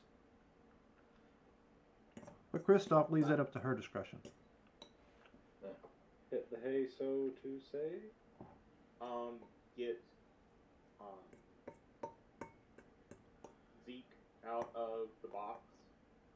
Should we leave a minute for now? Zeke ain't there. No. Oh, Zeke isn't here yet. No, Zeke's been sent to the apartments. Ah, okay. So In the crates, and to remain in the crate. Yeah. Okay. Should we leave him kind of, the way he is for a while? Well, I need let to him get all better and everything. Well, he needs blood to do that. You remember you originally assumed that both of them, since there's supposed to be two of them, were going to be shipped via a truck and maybe be days away. But since you only brought one, and it wasn't a coffin-sized crate, it was just a box big enough to put somebody in the fetal position in, it was easier to carry on the plane. Yeah, plus or minus being kind of crushed. Yeah. All right, one more thing I here. mean, are you gonna be watching him at night, or are you gonna free? No. In the first couple of nights, I'm gonna watch it. I mean, personally, in my own opinion, I'm gonna be traveling the nights, trying to figure out all the ins and outs of the city myself. What's your plans? Truth is, that might be a good thing for me to do too. I mean, if that's I what think you're I'm gonna have to thinking. get some clothing if I'm going to be upper managed. Yeah, that probably wouldn't hurt. But yeah, I think if we wait till... I know that the gal took my measurements for a suit, so if you want to get a suit as well once she shows up. We can get you a suit for upper management. You don't have to wear it all the time. Just when you have to play the part. Yeah. But yeah, I definitely want to go through the city, find the shady corners and the less so shady corners. Well, yeah, and I need to probably get out there. You know, it might be good for me to leave Zeke in there for just a little bit longer, and Since that's then the I wrong can get person. until I know this town better. And that's kind of how. Yeah, I didn't realize you changed the name on your character already. Sorry. Yeah. Did you see it though? Well, I anyway. mean, you know how I feed. I find the worst, not the worst, yes, the worst of the worst that aren't in jail. And I'll take care of it. that's my thing. You know, You if and they I are don't, if probably, they're, you and I are probably going to look into some of the same areas. But are you gonna look into the, homeless community? I'm sure. I'm going to need. Yeah, I mean, my calling is in that area. Yeah, that's why I figured I'd ask. And if you need someone with you, I'm perfectly fine. If you'd rather doing that alone, I'm perfectly fine. You get it all? I think so, yes. Okay. I got one message from you, if that's what you're asking. Well, I copied and pasted the other one and put it all together. Oh, sorry. No, you're fine. But yeah, sun's coming up here shortly, so probably best. Yeah. Probably best to go to bed.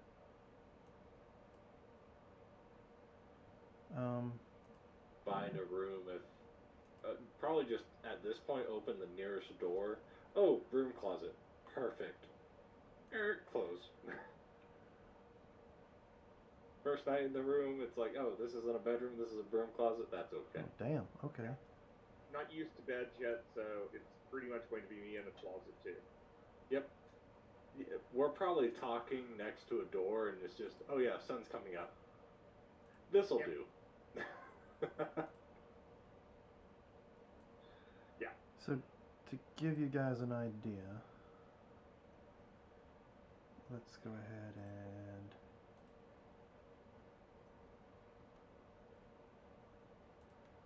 let's see. Is there any more editing I can do to this one? Nope. So I'll make another one.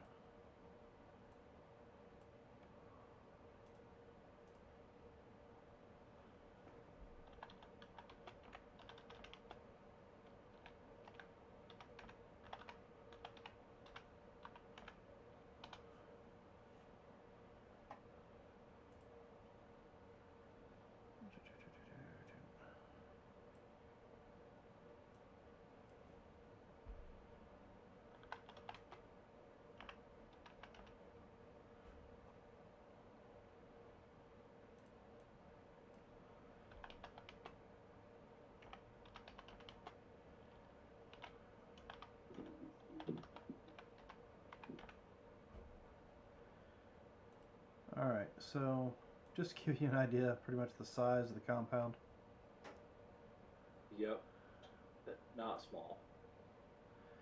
The driveway that you come into has something like towers next to the gate, and then you can't see the house from the main road. Wow. Jeez. Yeah, very nice. Kiv, He probably owns the house above as well.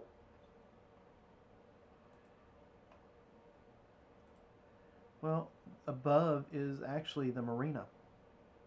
Ah. Okay. Above the house is actually the marina. No, I mean, in this picture, it'd be to the bottom of the picture. It's actually at a higher elevation. Oh, the one right there off, right next to him? Yeah. Who knows, he might. Yeah. I mean, Kiv would be the only one that would know for certain. Mm-hmm. But I showed you where the house is at. I think the property goes even further back because if you look, I don't know if anybody's on the map or not. But if you go to the marina and go to the west, there is a little brown building Uh-huh. in the water. It's like a dock. That is the boathouse for that house. Oh, wow.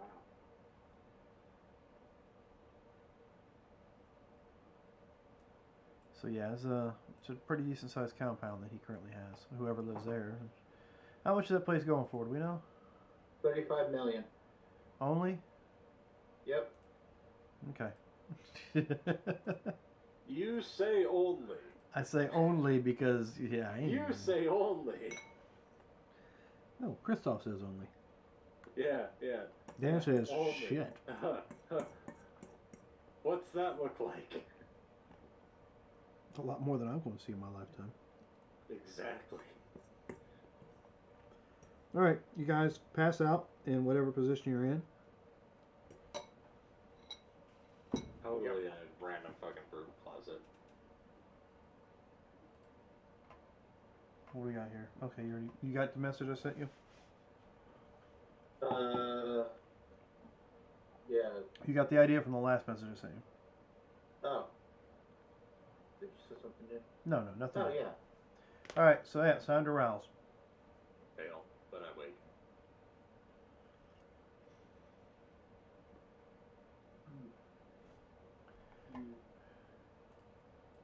Okay. Really?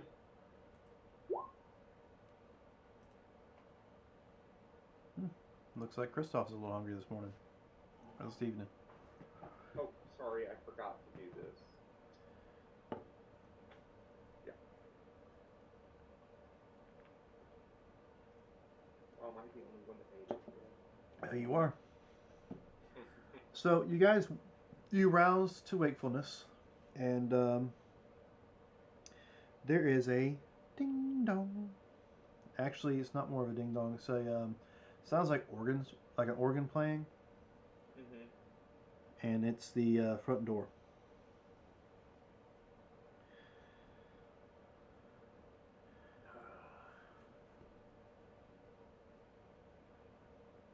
Oh, right, we're in there. Well, I'm sure he has staff to open it, so I'm trying to avoid seeing anyone right now. Yeah, you recognize the staff. Well, at least the two of you have. You've been to Angel's old place. Mm-hmm. The gentleman opening the door is Gilberto. And you recognize from seeing her in the halls. As soon as I find her name again, I will tell you. Gloria. Yes, you see Gloria, who is, in the kitchen, cleaning things up.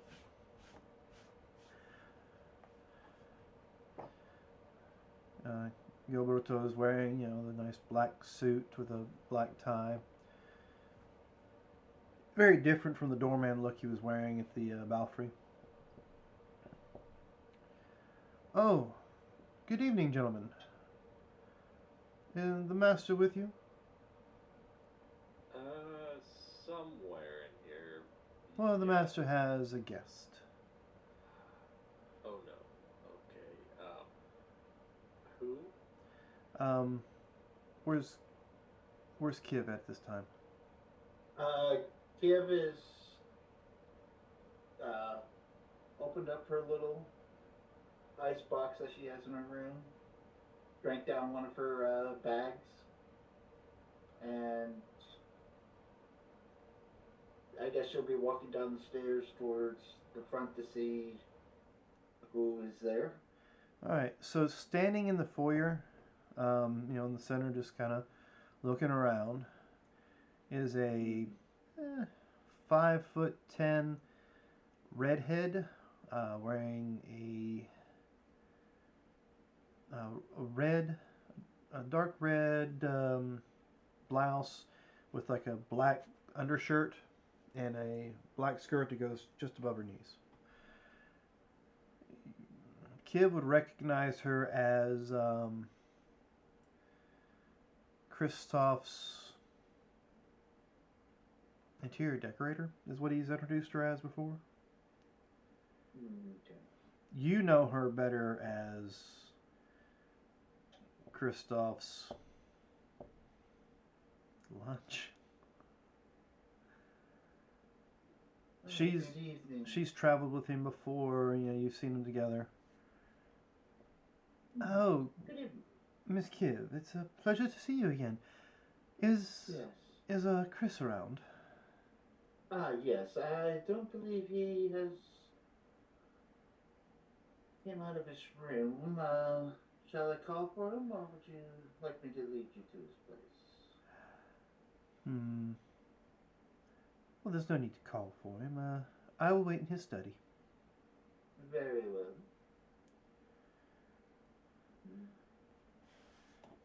You. I will go back up the stairs to Kristoff's room and knock twice. The door's open. You may enter.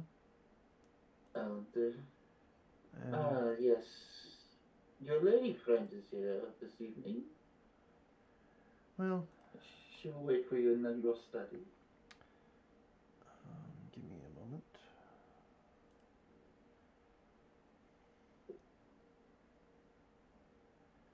Yeah, no. None of those work for me.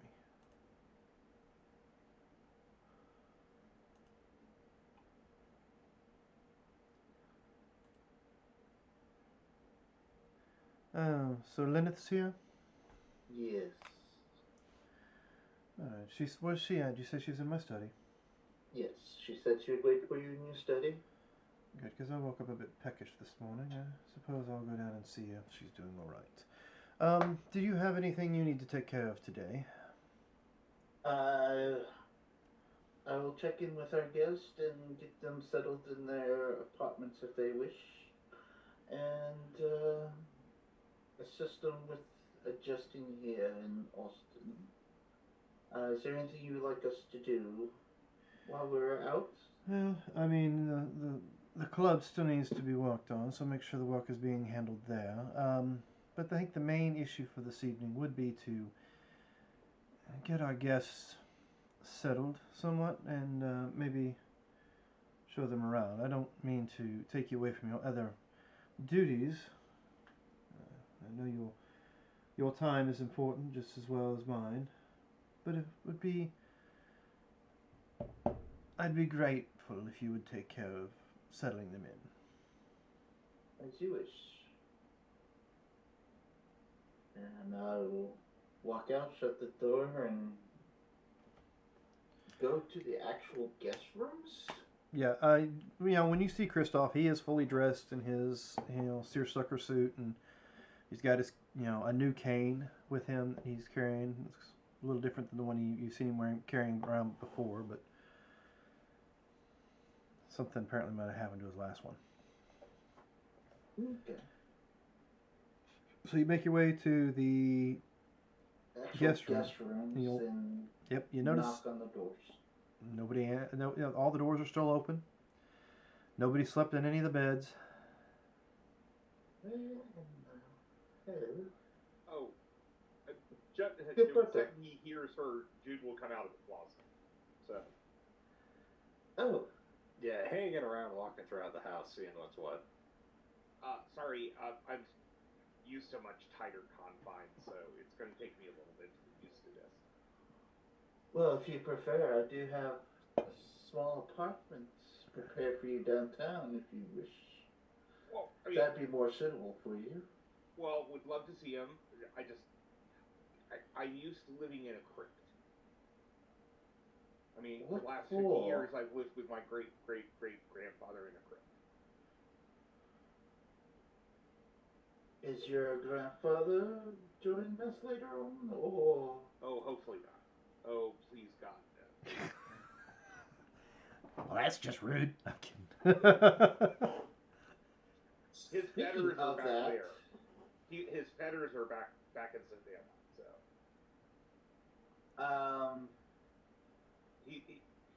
he's not Kapoor. okay. Speaking of which, does she see any ghosts or spirits around Jude? Around him? Yes. No, not currently. Okay. I mean, If that is something she can do. I mean, she the has sights were seen beyond. she has seen one, but it's one she knows. She actually knew in life. Oh, okay. Matter of fact, um,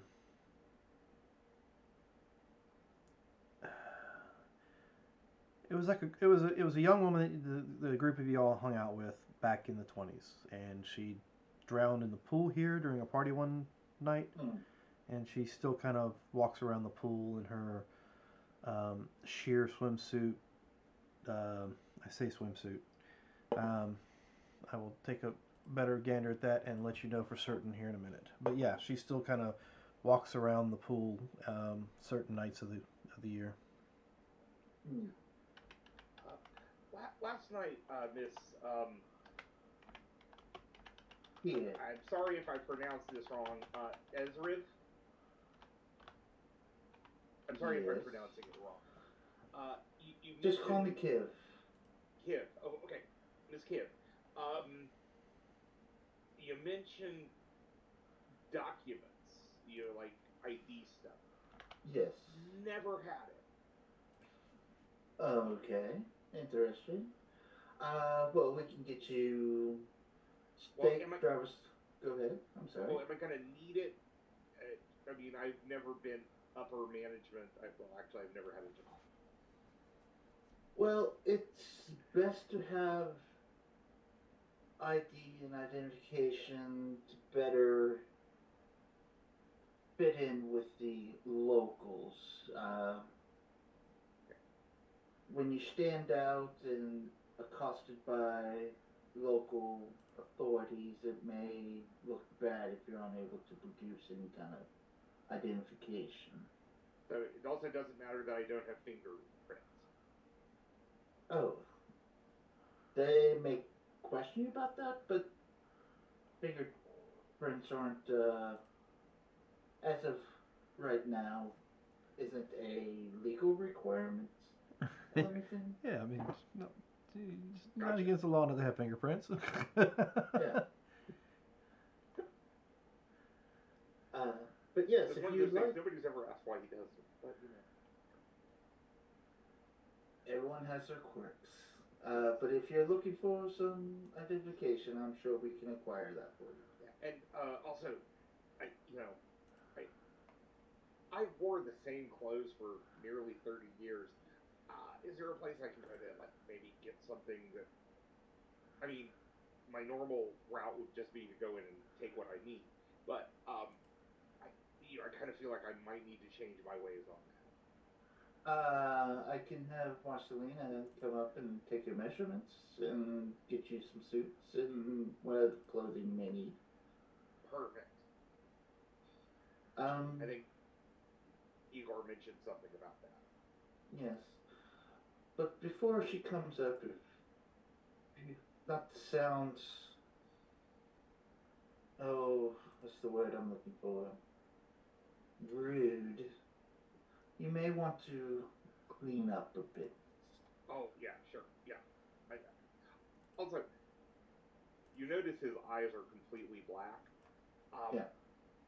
I know people have talked about contact lenses and stuff. Is there anything that could help this if I'm supposed to be around people? I mean, usually I'm just invisible. Yes, we could get you some glasses or contacts to change that. What color contacts would you prefer? Whatever you think looks good. She kind of steps back, looks you up and down. Maybe some blue eyes. Might look good on you. Well, thank you. I'll try that. Very well. I will send Marcelino up this way. Have you seen your other friend, He's probably wandering around. Trying to get used to this place.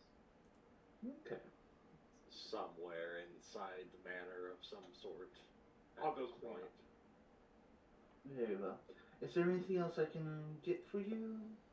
No, you've been real accommodating. Thank you. Alright. I'm not sure y'all's feeding schedules, but I do have an ice box of bags if you. Actually, upon Christoph's request, there is a wine cellar as well. A special wine cellar. Yes. Well, Or you know, there's a I wine do- cellar. I primarily live off of the food science. Blood baths. Oh, okay. I was gonna say I really don't have any of those, but I could send someone out to get those No, picked no. up for you. I So, have cough usually up just. Three sons. Odd, but then again, you came out of the closet, so yeah. Very well. Whenever your Marcellani's done with you, we'll meet you down at the kitchen and get you settled with a bag. Okay. And so I will go off and get cleaned up, Okay. and then wait for measurements. I'll go look for Dom. So yes, you will probably find him out back of all places. Like you'll probably be passing by a room and see him outside looking out and over the city. Well, from where you're at, you can't look over the city. You can just look over the lake. Yeah, that's what I mean. Looking over the lake at the other side of the city. Okay. Well, good evening, Yes. Dominique, correct? Igor. Igor. New name, still trying to get used to it. It's what the paperwork says, so it's... Is that the name you prefer to go by, or? Dom is fine, but in front of other people, if that makes sense. In public, Igor is preferred. In private, Dom is fine. Okay. Well, I'll be making your friend some identification. Apparently, he's never had this before. No. The three of us, two of us had it done. The other one, they decided to stay back and go down to Jacksonville for whatever reason. But yeah, he I'm didn't talking about get it done. your German friend up there. Yes, Jude. Jude did not get it done. There was three of us, so now there's just me and Jude. Judd. Hey, Jude. Yeah, exactly. Either way. Well, I was just saying if you prefer a different name, since we're having new documents made up for him, if you were liking new ones. This one is yet to be compromised, so for now I'm okay with it. I don't see a reason to try and worry about changing it yet. Very well. I plan on trying to stay below the radar, especially if there's nobody here other than hopefully just mortals. Hopefully the SI isn't looking into this area too much, or the church, for that matter. Oh, no. Since I've been here, it's pretty much been quiet. We've had a joke or two come through. A gentleman named Frank. He came through during the poker tournament, but he caused no ruffles. That's good. That's good. Personally, I see no issue if people are simply passing through and not causing an issue. It's one of the parts, they come by, they have to if they're going somewhere. Yes. Although I do need to ask you, the area of town that's most riddled with drug dealers or people that love starting fights. Well, if you're looking for someone who loves starting fights, it's a weekend down on 6th Street there in Austin, but a lot of trafficking and crime would be on the north end of town. Alright. My method of feeding tends to be harsher and more forced than some others. it's easy, and my preferred prey is those who are more immoral, trying to Immoral in what way? corrupting the innocent. Ah, Those who are harming children, corrupting innocent, harming, you know, those type. The yes. And alright. I've found good luck with drug dealers, both in the fact that they tend to do both of those, and they tend to carry spare pocket change. Out of character, did I tell you where those two locations were in Northtown? Yeah, you told me North Austin, so. I thought I actually gave you the two cities, or two neighborhoods. We can say you did. That's fine, yeah. Don't have to worry about it right now. But, Okay. that is just my style and what I tend to be better at than Hey, Robert, did you get that seducing message? or convincing. Oh, sorry. I'm not exactly the most persuasive person around. I see. So, you know, if areas riddled with crime where the cops are less likely to show up, if an accident happens there and it's going to take them an hour and a half to get there, I'll easily be able to be out of the way. And that'll also give me an idea of where to look at for some more illicit items. Okay. Yes, the areas around the Highland Mall or off of Rugburn Lake. Okay. Did In the Christoph art, tell you? sorry guys, Robert. In the art where it says U or V for doing the art thing, what's that stand for? Upgrade or variety? Variable. Variable. Okay. No, yeah, it upscales the picture or variable. Thank you. Get 4 new images. Yeah, All right. variations. Thank you very much. All right. Sorry. So no, I'm the one that was asking. So thank you. Yeah, you're looking at the more crime-rated areas that you're interested in for what you're asking. Is going to be on the, if you're looking at the map, it's going to be more eastern part of Austin. North to eastern. All right, that's fine by me. Yeah. Well, north there's a good spot northeastern near the lake, and then but a lot of your red spots, as far as crime rate's concerned, is going to be on the eastern side of Austin. There are a few other spots peppered here and there in the city itself, Yeah. but for the most part, Riverside, Old Top. Basically, he's looking for the side that crime is called in 24/7. The cops, you know, if they're present at all, it'll be a good 30, 40 minutes before they eventually show up. You know, it's like this happens so often, and it's, you know, if they show up, they're just going to get shot at or attacked or belittled. So it's like, we'll get there when we get there. It's not a huge deal for them. So that's where he's looking for that's going to be his hunting ground, and that's going to be where he focuses on feeding. Along with some other things, so.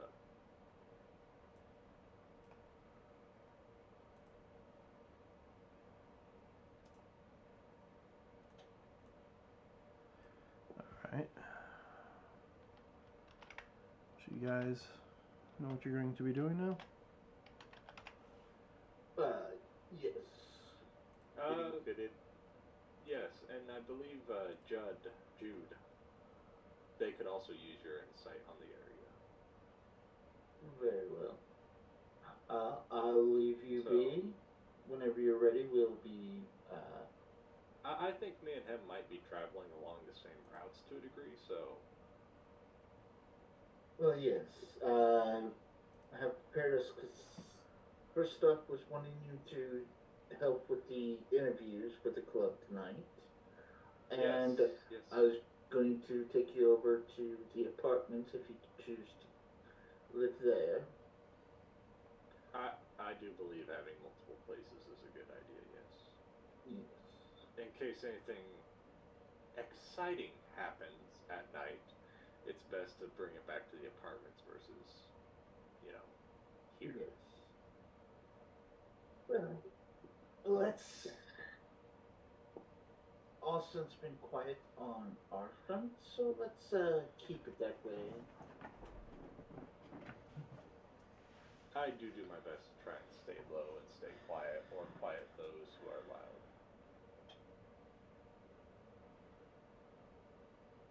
Yes, I Very mean, well. it's not like, there's anybody that would cause any problems, right? I mean, You- it's very nice having you around when I accidentally kill a person 2 times in a row. Yeah. Yeah, see, I don't think Kristoff knows about that ability yet. So. Oh, he does. Oh, he does. Okay. He pointed it out to you. He got rid of the girl right there in the parking lot. And then, yeah, a couple of the people we killed, yeah, you're like, yeah, no, just woohoo. They're gone. Yeah. So, get dressed in whatever I have that looks the best, and I'm probably going to be somewhat silent during this. I don't really know what to do in an interview, so I'm going to watch a little. Very well.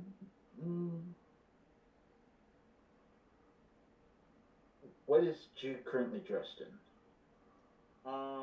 That's the thing. He really would only have his sweatshirt and jeans right now.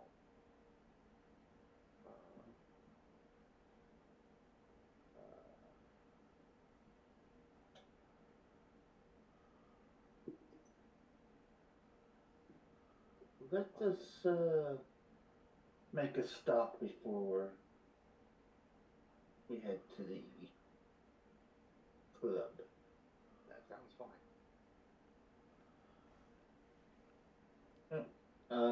So I'm going to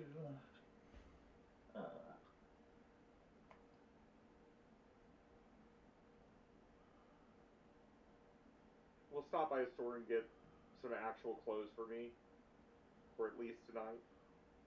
yes. Okay.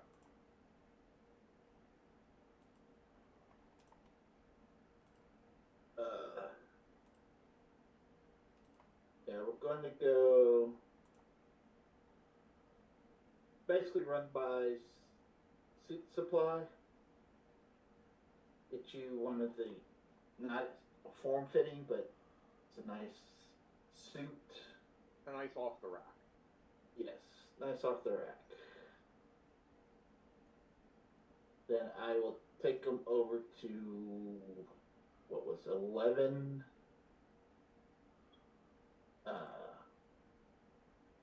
apartments.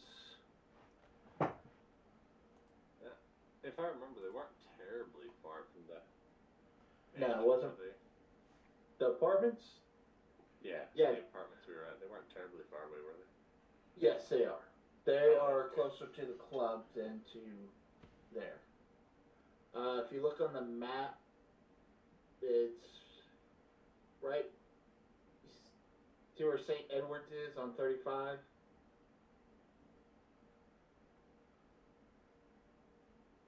Let's say sure. Okay, you see where it says HEB Plus on the map?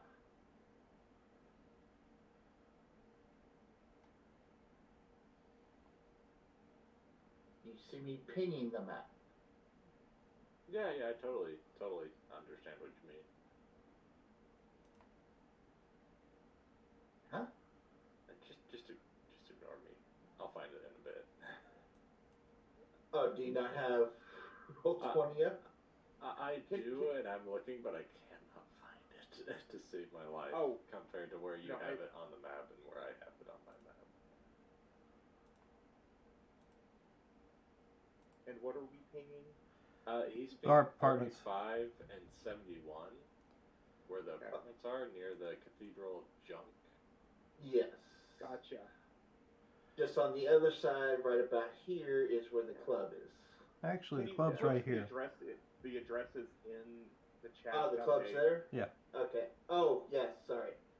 Okay, I found it. Alright, got it. Yeah. The apartment apartments post are it right in the in chat. center. That way I can just write it down. Yeah. Yep. I gotcha. Here's the address for the club. And this is Club Elysium. Yes. I love that it's called that just because.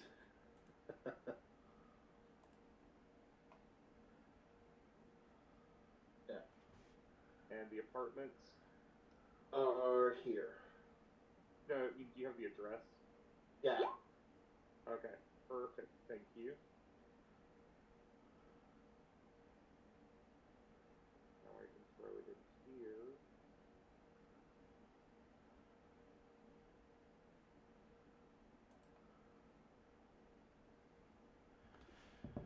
But yeah. So Okay, gotcha. you guys, you head out to get clothing. I take it. That's what I heard. Yes. Yes. You were getting clothing or suits made so that we could look real nice and dapper, I thought. But actual clothing, yeah. Well, he's getting suit made. But yeah, But- like everyday clothes. From what I understood is he's going to set up or she's going to set up an appointment for Judd to get fitted to go ahead and get his suit made. Yeah. But But that's because gonna that take takes time, he's going to take him by a suit place and just get an off the rack thing for now. Yeah. For the interviews Perfect. tonight. Perfect. I gotcha. I assume your outfit's good. You're in your suit. My suit's good, but I'll probably come with you anyway. Just So before because you guys it's what I'm used to. before you guys leave, the door to the study opens up, and the redhead kind of walks out, a little shaky on her legs, but she walks out nonetheless. You see Kristoff come walking up behind her. How have you all getting settled in tonight?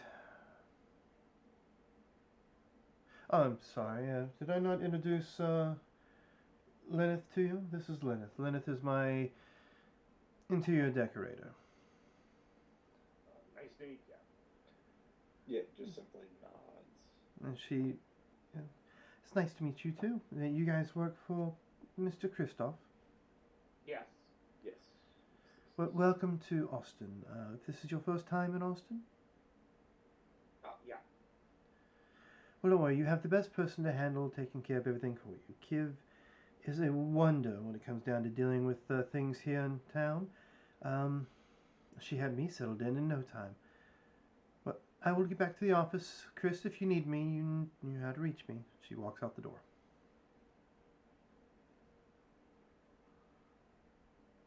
Oh, yeah. So I will be in here taking care of what I need to. If you need me, Kiv, you have the number to the office. You can share it with the gentleman. And like I said, if you need me, give me a call. But should be easy. Should be no issues to or fires to put out on your first night here, I hope. Yeah, I hope not. I do not plan to do anything too exciting tonight. Yeah, neither do I. I'm just gonna find a nice corner to hide. Actually, no, I was thinking of bringing, the full force of everything, like, what happened in, the other town, right to the front door. Oh, by the way, you each have positions within my organization here, so keep that in mind. If you have any issues, Igor, I take it's what you're going with now? In public. Or you can use whatever name you need to. I mean, you can use your given if you wish. In Kiv will take public, care of all the documentation to make sure it's all legal. Yeah, we've dealt with the legal documentation of that name. It's just in private, it's whatever. In public, it's best that. Well, very well done. Where was I? Yes. Don't forget the interviews tonight. You have wait staff, bartenders, as well as door staff, so keep that in mind when you interview. As far as things are concerned here at the chateau, Igor, whatever, you are my head of security. If you need to up that security, please let me know so we can make the proper arrangements. Of course. We need daytime security as well as nighttime security. Oh, and by the way, before you go much further, I need to introduce you to our current nighttime security. How the hell do you pronounce that? I'm assuming you hired this fellow. No, Tabsy. Kiv. Tabsy. Tabsy. Kiv hired him. And you see what looks like a black German Shepherd come walking in the door behind you. Kind of sniff your leg a little bit. Look up at you and then step further into the office. As he steps in, you can see him change from the German Shepherd form to, well, more of a humanoid form. You recognize him as being more of a gangrel. Yep. Yeah. Yes, hey mate, I've been doing most of the security at night, of course, you know, in my canine form. But you are the boss, so you tell me what I need to do. Do you want me to, you know, you just let me know what I need to do and I'll make sure it's done. Right, boss? I trust that if you've been doing what you've been doing and it's been working. Well, if I mean, it's not I'll be broke, don't honest. fix it. I'll be honest with you, boss. There ain't nobody been here. It's just, you know, a random dog walking around the house. So. Hey, a guard dog is enough of a deterrent to enough people than some random guy that's standing at the front door. All right, and I will. You would be amazed at how many people would rather mess with some guy that looks like he's built like a brick shit house than some German Shepherd that's just patrolling the lawn. All right. And if nothing's happened so far, I say keep doing it. If things really go south, then I'm sure you can handle it. Okay, so this will be Jude after, in Discord, Jude after some foundation and his blush of light, or blush of health. Oh, he looks fantastic. He's gonna look kind of like an albino for now. All right, and I'm going to move him up to underneath. Well, I need to move him underneath Kristoff, and I think I'll bring Zeke up underneath Kristoff as well. We'll close out the Camarilla leaders and NPCs right now. If you want to change Tab's name, No, just call him Tab.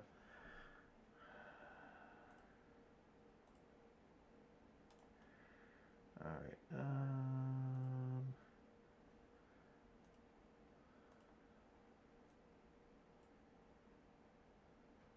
And I'm editing something else for Kiv and Judd's benefit.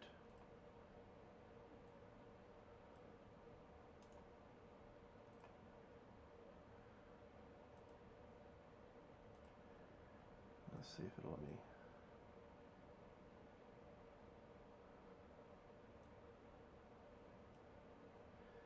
There it goes for now. I'll show it to everybody. But that's for Kiv and Judd's benefit. Judd has not seen her yet. Kiv has and actually knew her when she was alive. That is the ghost that walks the pool at night. Gotcha. Ever so often. Evie Mason.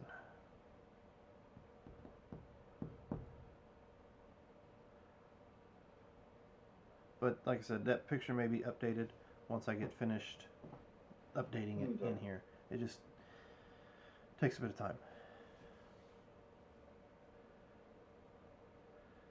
I understand. Alright, so. Oh yeah, this picture looks a whole lot better.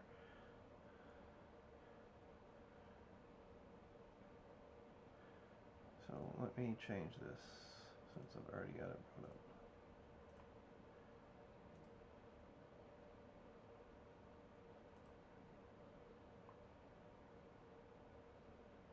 Okay, so Jude's new look for right now when he's at the club.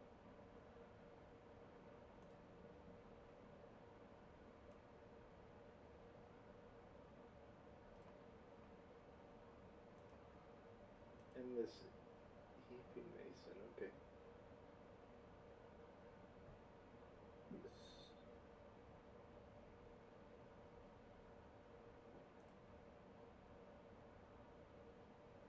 He's got a little wild back in the 20s, you know.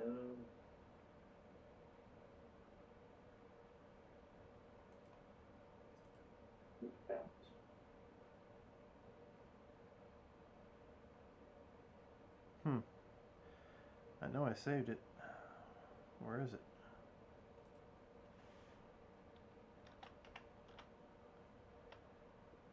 There it is.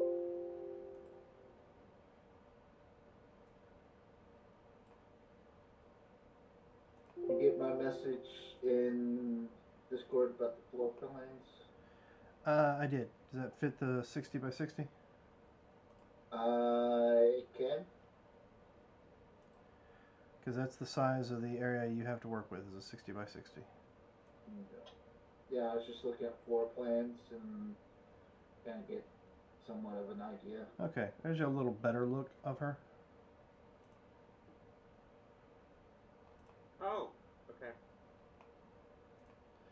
Gotcha.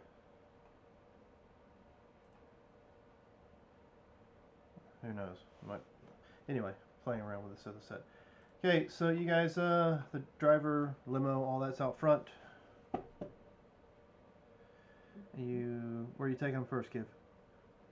We are going to hit up the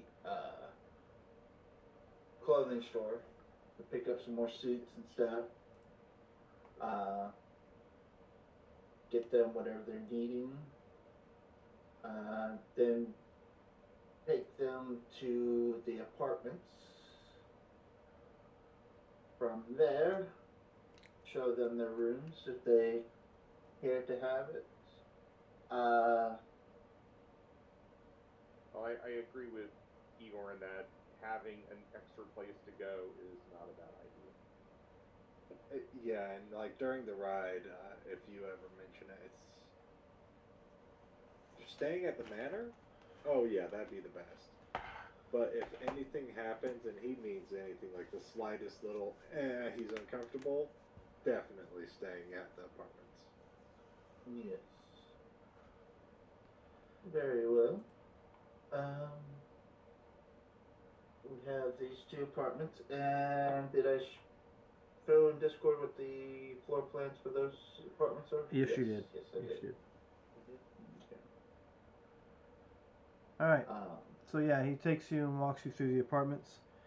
Unfortunately, the apartments don't have the same kind of staffing as you guys were used to. Like, there's no butler, there's no maid, it's just an apartment. Yeah, that's fine. You notice it's somewhat quiet in the neighborhood. What was the address for that place? 811 East 11th Street.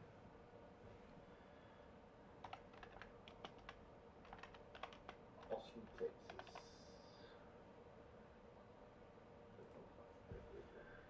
Alright, so let's see.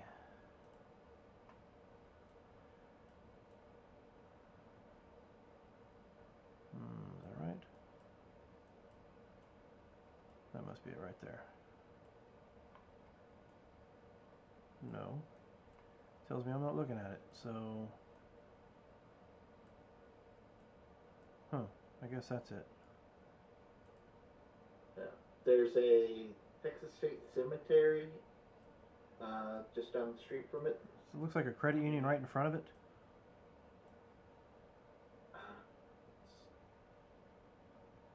No, that can't be right. Maybe I'm not on the right road. Let me go back up and check it again. Yeah. No, I was It should looking be at the right one. I don't know why it was telling me that wasn't it. It should be 11th on the corner there, right up frontage road, Yeah. 35. Well, I see it. It's the big freaking apartment complex right there. It says 11 on it. When I was turning, the pointer looked like it was behind me instead of in front of me. So Yeah, there's a credit union across the street. Yeah, you got a nice little balcony. Looks over the part of the city. Looks over I-35. You know, easy access to the interstate if necessary.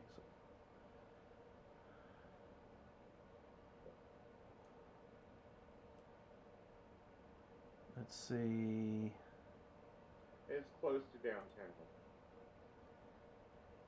Oh, Oh, yeah. I love this. There's a women's clothing store called Lovecraft. Oh boy, I wonder what's in there. Is it bad? The first thought that came to mind was H.P. Lovecraft stuff. Oh no, No, that that's- was my first. Yeah, I thought, was too, gonna say. but- I think that's pretty After much. the fact, it went somewhere else. So we're only a couple blocks from the Capitol, which means we're also fairly close to the club. Yes. There's a big swimming pool in the middle. Yes, which I'm sure the vampires will be more than happy to go to. Oh, of course. I mean, Swimming it's just all the time. filled with holy water. Well, it's a decent little kitchenette set up, nice little balcony set up. Great view of the city from the balconies. Just looking at the interior. The garage actually has places where bikes are hanging up on the walls near the parking spot structures. All right. But yeah, you are half a mile from the club.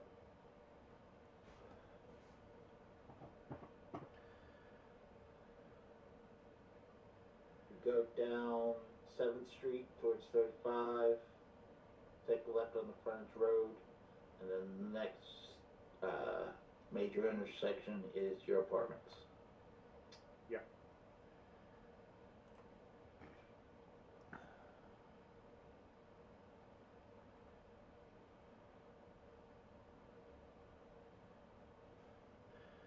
Okay. So, and the apartments are all furnished, so you ain't got to worry about furniture. How many people live in these apartments so far? Like, is this just his crew, or is it us and then some? Oh no, there's a lot of people. I think this is a big apartment complex. That's why I'm asking. Yeah. This is you and locals and all that. There's not very many vampires or people who know about vampires in Austin, so it's not cost efficient to buy out an apartment complex just for 2 people. Yeah, well, I'm saying, you know, not just the 2 of us, but if he has other people there, like, you know, the rest of them. Well, Pab normally sleeps out in the doghouse. I'm trying to think of their names. Like Marcus and the people that he's brought from, you know, Savannah. Are they going to be staying here as well? They stay at the manor, don't they? Yes. Gilbert's the one that answered Yep. the door. Gilbert's taking on the role of the butler, and Okay. Marcus is still in Savannah, as far as you know. Yes. More and likely I he's on his wasn't way sure here. if he was going to bring him here. And as far as Since Kiv he's knows, kind he of- will be coming here in a driver's capacity, but you know, strictly as a. But for the most part, they'll be staying at the compound or at the chateau.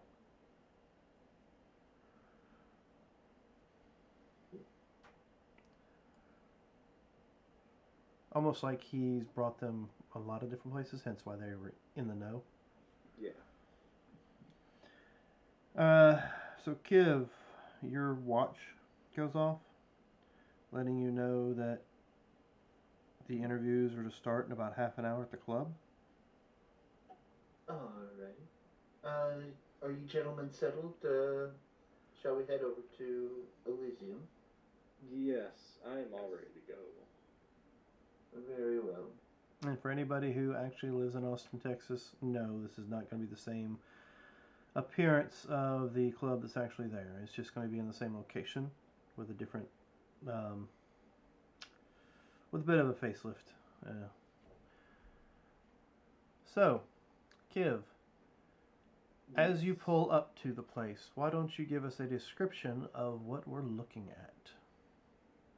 Alrighty. What you are looking at is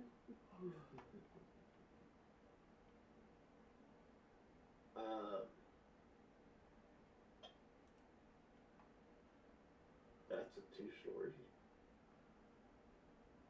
What? Okay. Okay. No, where it's at right now is only a single story. Okay. Hence why I said Kiv was doing all sorts of upgrades and such to the building spot or the allotted space you have to work with is a 60 by 60. 60 by 60. And I was letting you, since you're supposed to be the one designing and building it. You ain't got to give me a map, I'll draw out for it yet. But you can give me kind of a description-ish to start with. Alright. But you do show up, and there are work trucks nearby, and you see people coming and going in and out of the nightclub wearing, tool belts and such, carrying lumber in or sheetrock or what have you.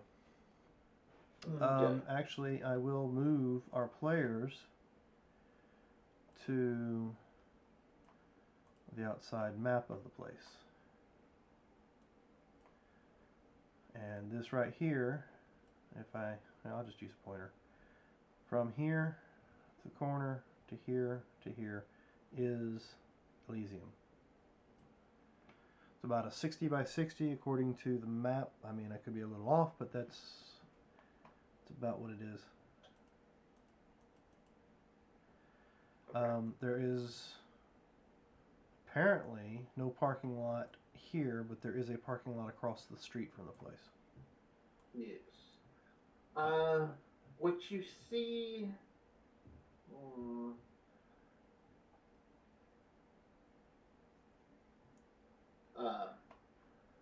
the entrance to the club is sort of at the corner. It's blackish gray, black foundation with gray walls. You see the Elysium sign is in a neon purple. As you walk in, see. Good. I'm going to send you a picture that might help you out with describing it. Somewhat similar to what you were just doing, but let's see if it'll let me send it.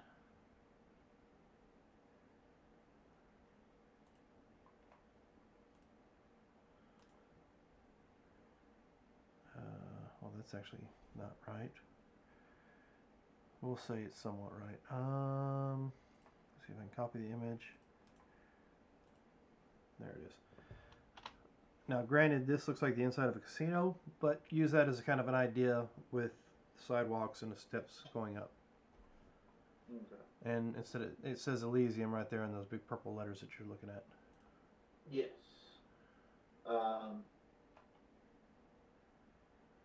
Yeah. And as you notice on top,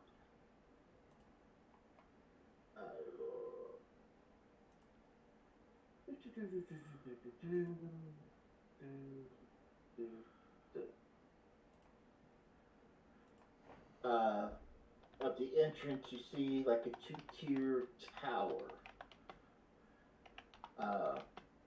Like if someone took a top of a lighthouse off and has setting it on there. Sort of something like what I just posted in Discord.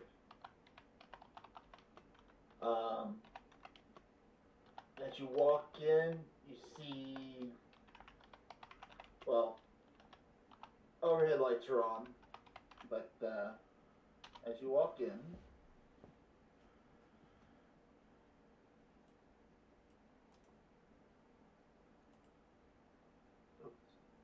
blow this up so I can see better. As you walk in, you see the front desk. It's on your left. Come around, and as you come to the first intersection, you see a staircase to the left, Next to the staircase, you see what appears to be sort of like a green room and a slight bathroom. Right underneath it, across from the stairs, you see what looks like to be a coat rack. Or not a coat rack, but a coat check. You see DJ booth, dance floor to your right. Let's see.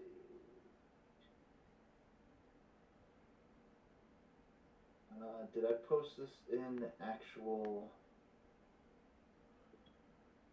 There.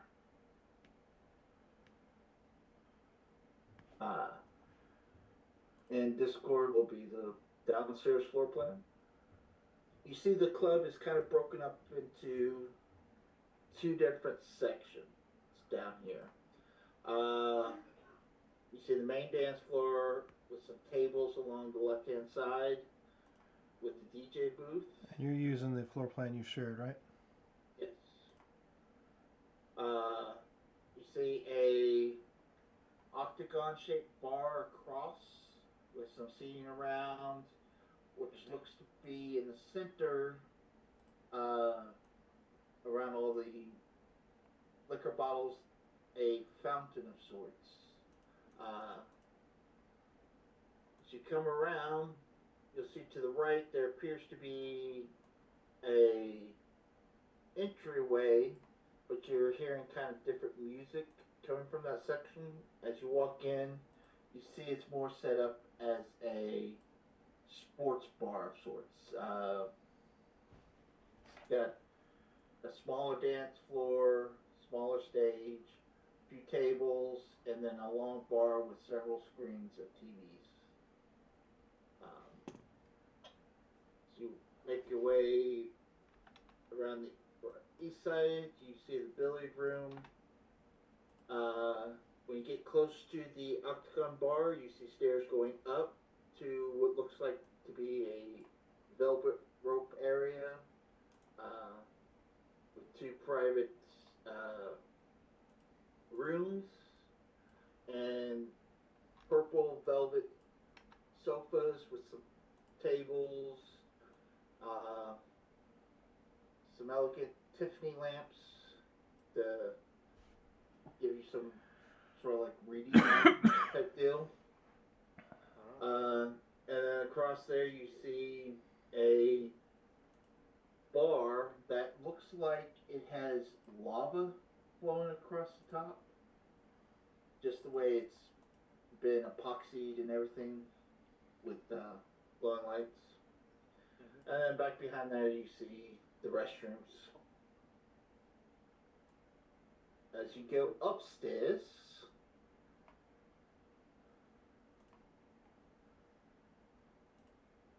now,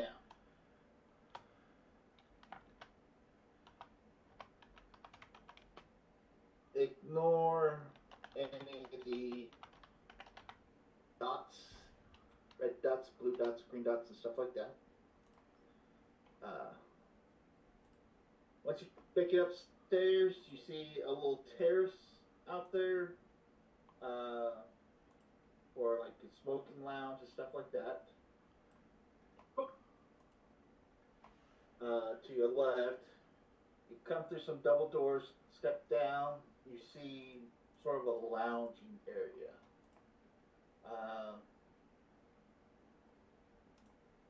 Once you go past that, you see a big office building with mirrored windows, or a two-way mirror along the edge there. And then you have another bar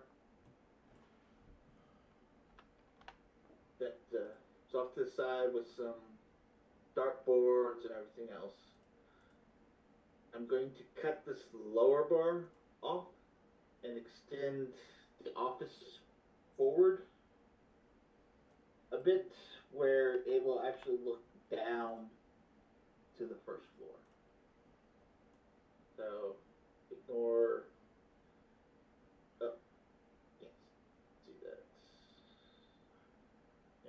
got the second floor in there? It's coming. It's just taking a second for it to load. Actually, let me try it this way. I have it on another page, but it didn't load there, so. Okay. There it is. Yeah. Let's set the dimensions of this to be about the same as the dimensions for the top or for the bottom. Mm-hmm.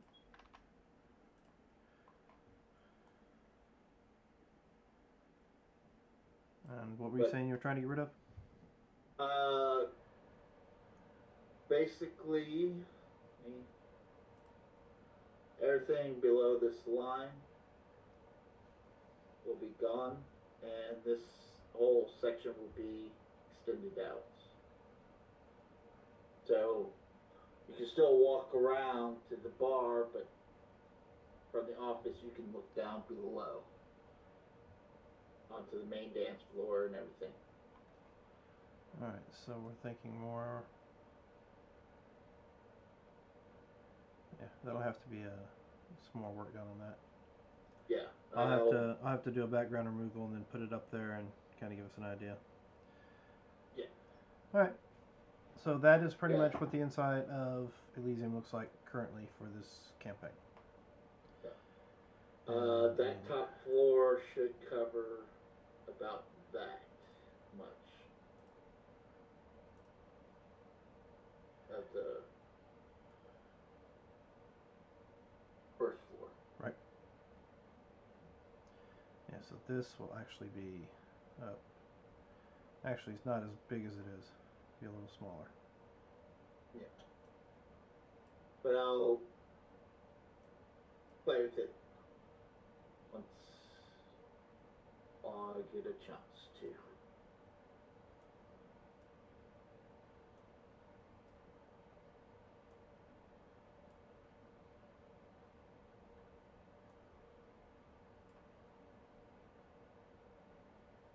Oh well, we'll fix it. We'll take care of it, and it'll be all ready for y'all next week once everything gets done.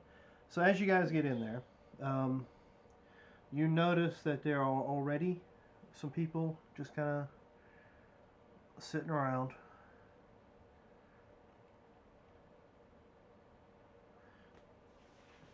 Not in construction gear, but you do see the construction guys coming and going, in and out.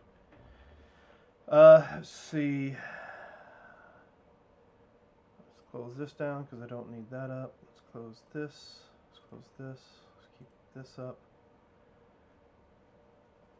All right, 1, 2, 3, 4, 5,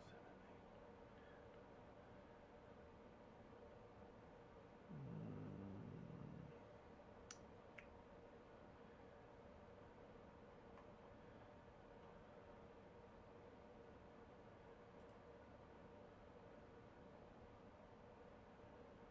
8. All right, we'll roll some d6s here. No, we won't. We'll roll d10. Jeez, okay, apparently I'm just only going to get 1. Mm-hmm. Yeah, that's not working out too well. We'll just say 1, 2, 3, 4. I'll just do it this way.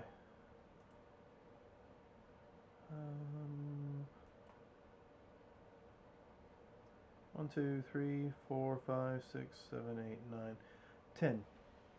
Right now there's 5 people there. You have let's say, well, hell, 1, you have 1, 2, we'll say 3 males currently, and 1 female currently sitting like at a, off to the side. They got like little well, the female has a folder in her hand. She looks like she's dressed in a bit of a pantsuit kind of thing. Got her hair up in a bun. She's let's see, brunette. You can't really tell what color her eyes are because she's got a pair of glasses on that she looks like she's looking at something in front of her. Doesn't have her phone out. You see the 3 guys, one of them's trying to get her attention. Wearing what looks like jeans and a t-shirt, Has his phone in his hand. Short, blonde hair. A little bit of, goatee, like he's trying to grow a goatee. Another guy is in a full gray suit. He's sitting at one of the tables. Just got his hands, crossed, and held in front of him, just kind of looking around. The other one looks more of a teenager.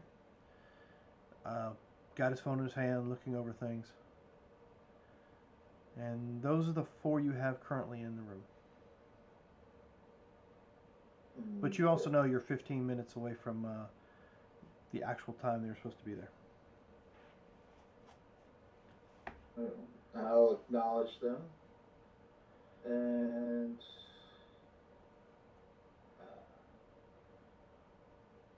I will bring them up to here.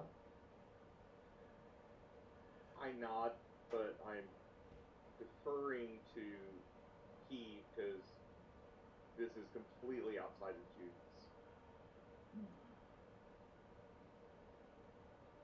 wheelhouse. Yeah, Up Igor takes note of who showed up early. And then just kind of sits back. But he's taking note of who decided to show up early. Especially. And Jude's just kind of looking, are any of them on drugs? Do any of them look desperately in need of a job? The team, Health insurance. You think it's What too the pricey? hell? A headache? Not for you. I get it. But we're on a mission for something better. That's messed up. That has never played sound before. So I apologize. It was an advertisement on the names list page that I'm on. It just come up and started playing. Let's see. You can smell a slight hint of weed coming off of the teenager. Okay. Other than that, you're not picking up any smells other than of course, of drugs. The girl smells kind of like peaches and cream, I think. The guy in the suit is wearing some sort of cologne, probably Noir or whatever the hell is the other one. Stetson, something like that. Good. I will pull up my folder and go through the resumes. I guess I call folks back on, and I will pick up the first one. Well, you tell me, how did you put them in order?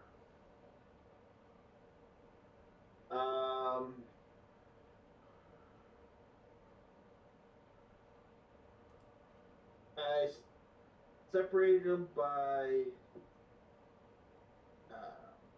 job positions, such as security staff, bar staff, and kitchen staff, things like that. All right. So I'll pull up. Actually, I'll pull up the security stack and hand it over to Igor. See if he wants to look over them. Yes, I would love to look over the security on Okay. his end of things, since he's kind of put in charge of that. Yeah. All right. On the security, you have only 3 names. 3 names are Jack Andrews, Okay. Angelina Summers, and Ben Acosta. All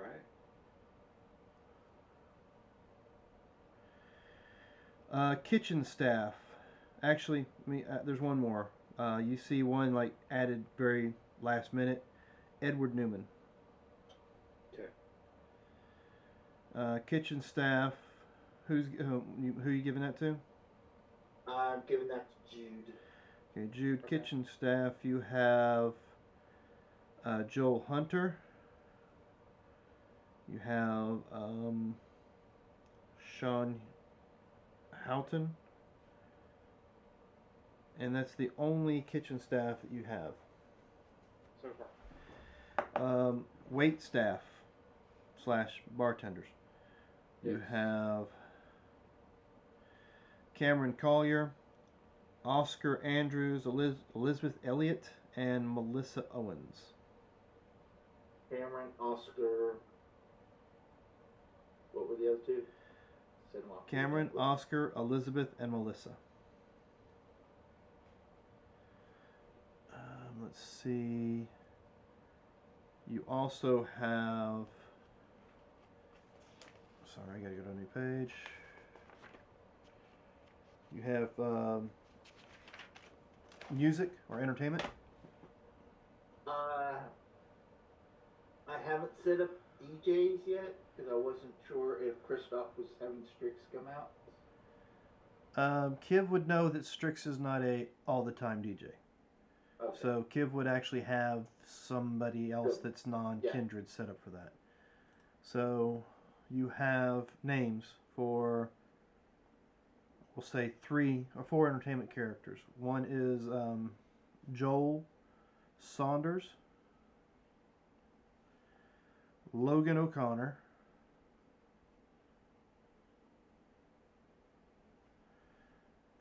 let's see, Maya Fox, and Ariana Hooper.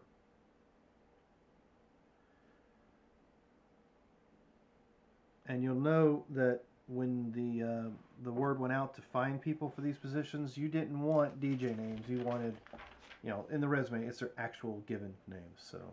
Yeah. Okay.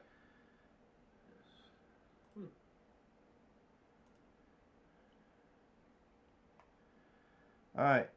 So, Igor, you are up first. Yep. So far, according to your list, you only have 2 people on your list that have showed up at this point in time.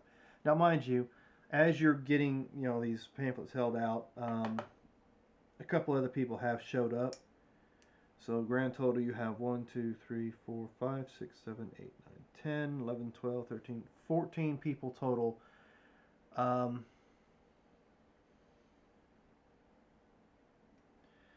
Let's see.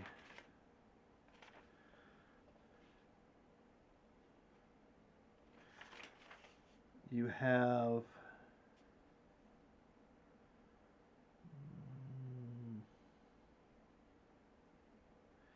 at this point in time, out of the 14, only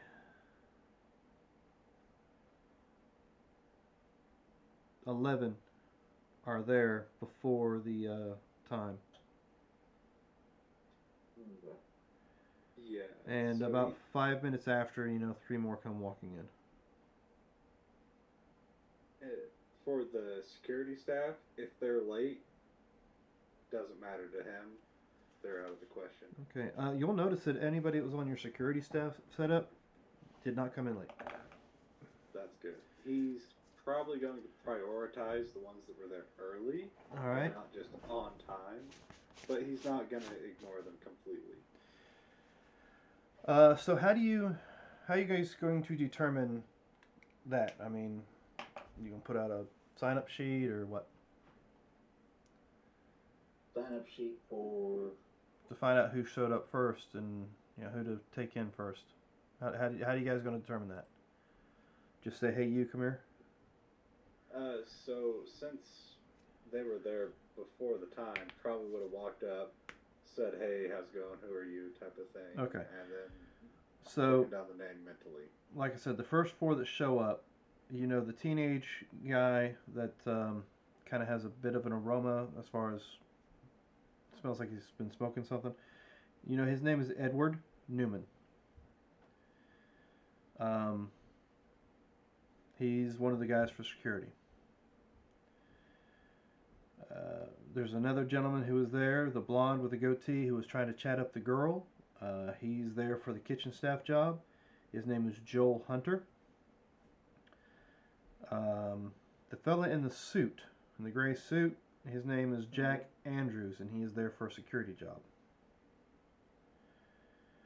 And then, of course, the young lady who was there when you guys showed up is Cameron Collier, and she is there for waitstaff / bartender.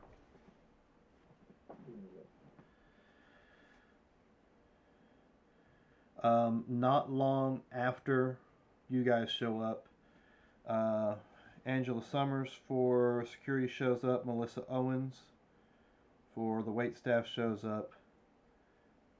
And then Sean for no, not Sean. I already have a Sean. Maya Fox shows up. Do we have another Sean? No, it's just the one Sean. But he's signed up for kitchen staff. Maya Fox and Ariana Hooper show up. And just before the end of just before time runs out, Oscar shows up. I think Ben shows up. The ones that are late are Elizabeth Elliott, Sean Houghton, and Joel Saunders. So, who are you taking first there, Igor? So definitely Igor would talk to, he would really grill Edward Newman, the teenage kid who seems like kind of a pothead who's there for security. He'd really grill him. He showed up early, which is a great sign. But he showed up, he's only a teenager and he's a pothead, so why is he really there? Well, I mean, I turned 18. I turned 19 soon. My mom and my dad said I have to find a job to, move out on my own. And, I mean, I did get in a few fights in high school, so I figured maybe I could hold my own as a bouncer. So he said he turns 18, he turns 19. Which is it? Is he turning 18 or is he turning 19? Well, you take a look at the paperwork in front of you. It says that he is 18 now. Okay.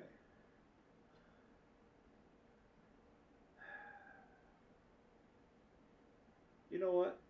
This is unconventional. He is not conventional at hiring people. Show me what you've got. What do you mean?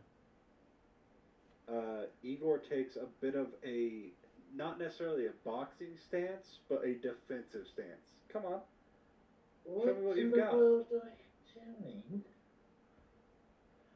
You just, what? Don't worry about it. It's fine. I can handle myself. Show me what you've got. I'm a rowdy guy trying to get into a bar. What are you going to do?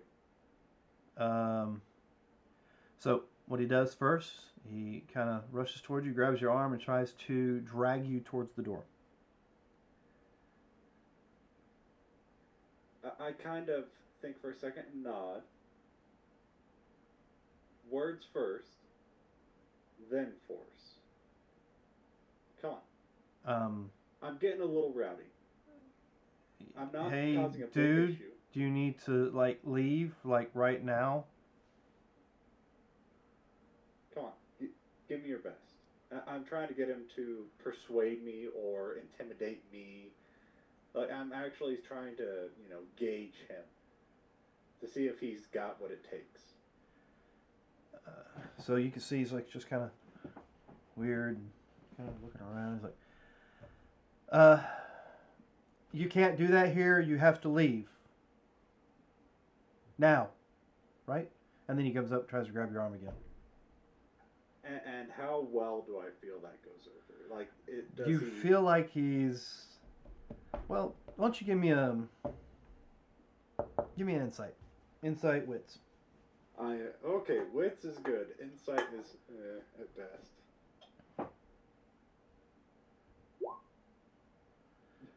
All right, you're feeling that he's probably trying too hard. He's a little nervous. He doesn't really know what he's doing. He's trying a little hard.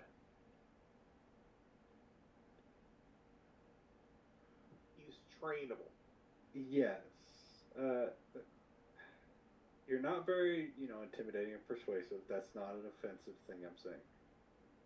Now, I'm going to like start getting a little physical with them, not like overly, over humanoid, but normal humanoid, like kind of shovey, pushy. Yeah, to try and get him to see if he can stop me. Yeah, even with that, you realize that he's probably not built for that.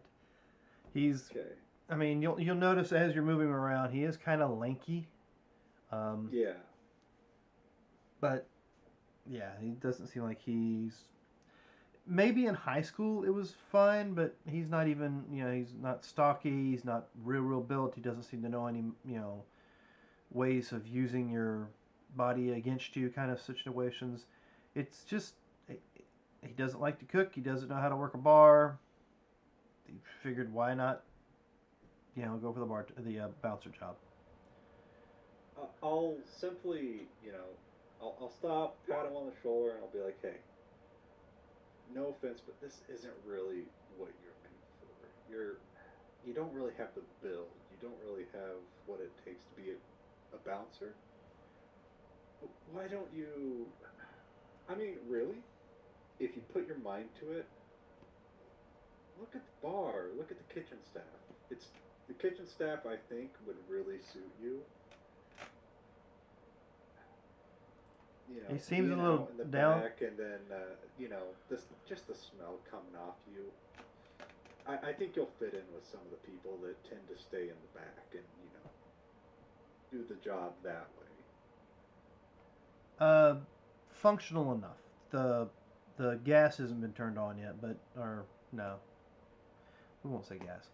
Some of the large refrigerators are due to be in, haven't showed up yet, but I mean that's more of a Kiv question than a question to me. How much of the kitchen is set? The appliances are in. As for groceries and stuff like that, those deliveries have not been made. All right. So he seems a little downtrodden when you tell him that you don't think the bouncing part would be a suit for him, but that maybe he'd be interested in like kitchen duty because kitchen staff is more than just the cook. Yeah. All right. So we'll jump to your next security guy, the other one that was there. Mm-hmm. He's about 5'11" once he stands up. Has a bit of a southern twang to his voice when he introduces himself as, sir, name's Jack Andrews. You said you was hiring for security. I'm assuming front door staff or other type of security? Front door or, keeping those who are looking a little rowdy on the inside and making sure they get out well enough. I can certainly do that. Do you need me to do the same thing the young man there did and give you kind of some sort of, I don't know. Well, I'd like to, get your understanding. Where have you worked before? What have you done before? I am, honestly, sir, I'm just fresh out of the service and I'm looking for a civvy job. I've not been stateside for a while. Out of the service, you say? What'd you do? Where were you at? I was over in Afghanistan for a little bit, just doing some peacekeeping over there. I was with the Marine Corps at the time. Well, thank you for your service. Now, as you saw, I'm a bit unconventional, and I take a similar stance. He takes off his jacket, and you'll notice the jacket was a little bit bigger than what he was. Mm-hmm. His green shirt that he's wearing underneath the gray suit is real tight fitting on his arms. He is definitely built. Good. And when he takes the jacket off, it also shows that he's carrying something else underneath his jacket. Even better. So he's like, pulls off the shoulder holster, wraps it up in his jacket, lays it neatly, folds it up in his jacket, and lays it neatly on the table within eyesight from where he's at. So, what scenario are we looking at there, sir? Start acting like without even acknowledging him. Start acting a little belligerent, like he's had a few too many to drink and he's just being a bit of an ass. He just kind of like walks around a little bit, walks up beside you, and puts his arm over your shoulders. Hey, bud. All good with having a good time and all that. Just might want to tone it down a little. I'd hate to have to throw you out. Kind of, just give him a bit of a shove away, not like a push him to the floor, but like a get him off my shoulder. How convincing was he to me, did I feel? Well, he approached you cordially, Yes. and then when you got a little more hostile, he moves around in front of you and puts his hand behind his back and puts one hand forward and goes, honestly, sir, I'm going to ask you as nicely as possible. Please vacate the premises, or I may have to escort you out myself. And believe you and I don't want to do that.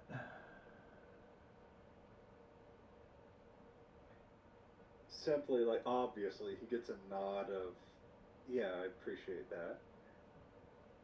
And then he takes another step up and, like, gets a little more physical towards him to see what he does. Okay. It's obvious enough. He I appreciate that, and that's a good way to do it. And you're using no abilities, but you're trying to get somewhat physical yourself. Do you throw a punch, or what do you do? He takes what looks like it would be possible physical next. Like he might throw a punch, he might grab him, he might go beyond to see what he does. So he's waiting to see if he takes the initiative to stop what could go forward. So you take like you're taking a drunken swing at him. He ducks under. And when he comes back up, your arm's right around his shoulder area, but his arm comes up on your shoulder, grabs you by the scruff of your jacket right there, lifts you up a little, and starts walking towards the door. He gets a light pat on the back, like, you're hired. Thank you, sir.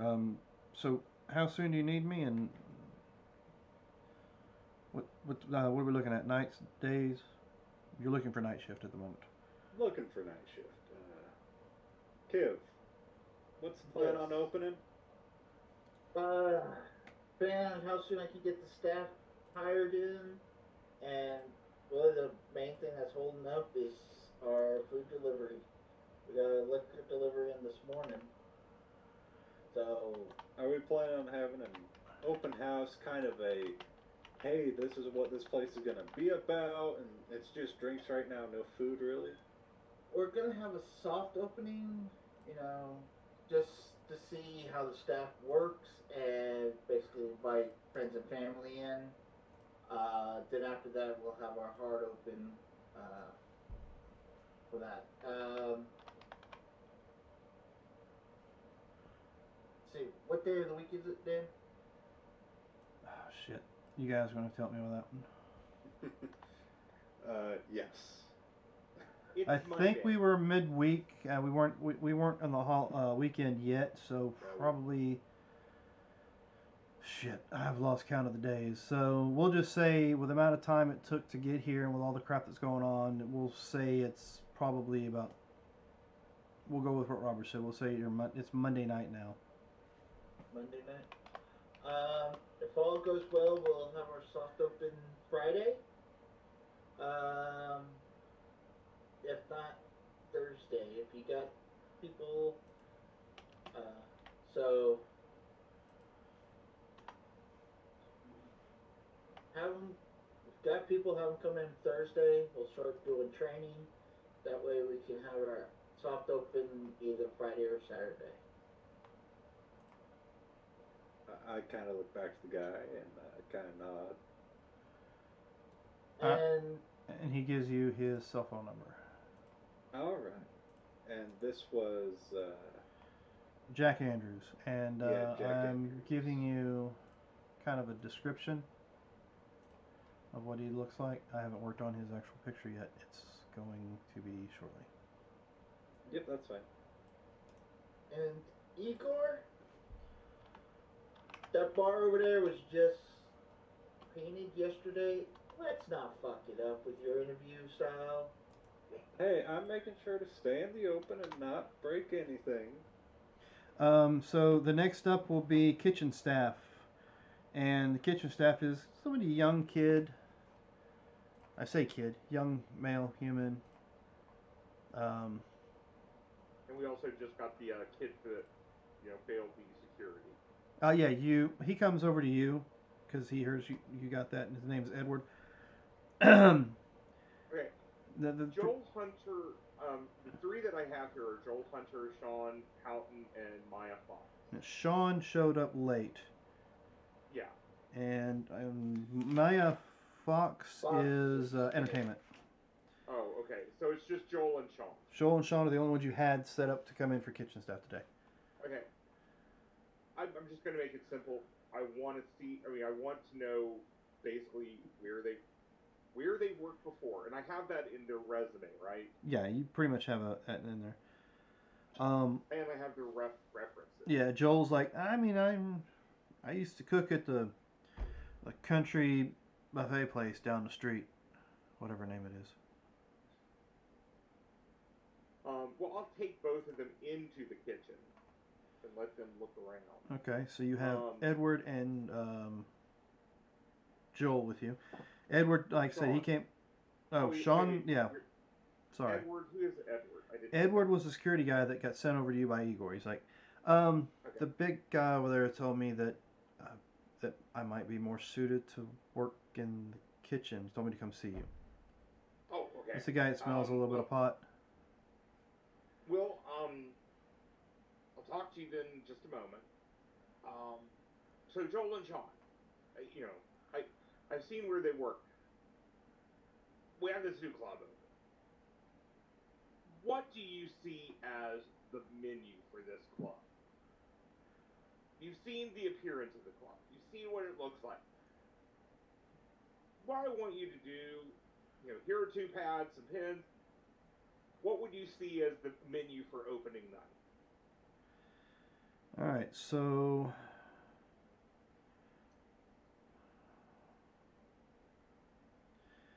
let's see. Sean gives you a list that has, of course, hot wings and chicken tenders and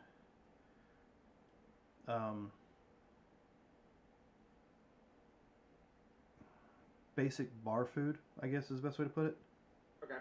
Something he calls a pizzadilla that he's had someplace in another town.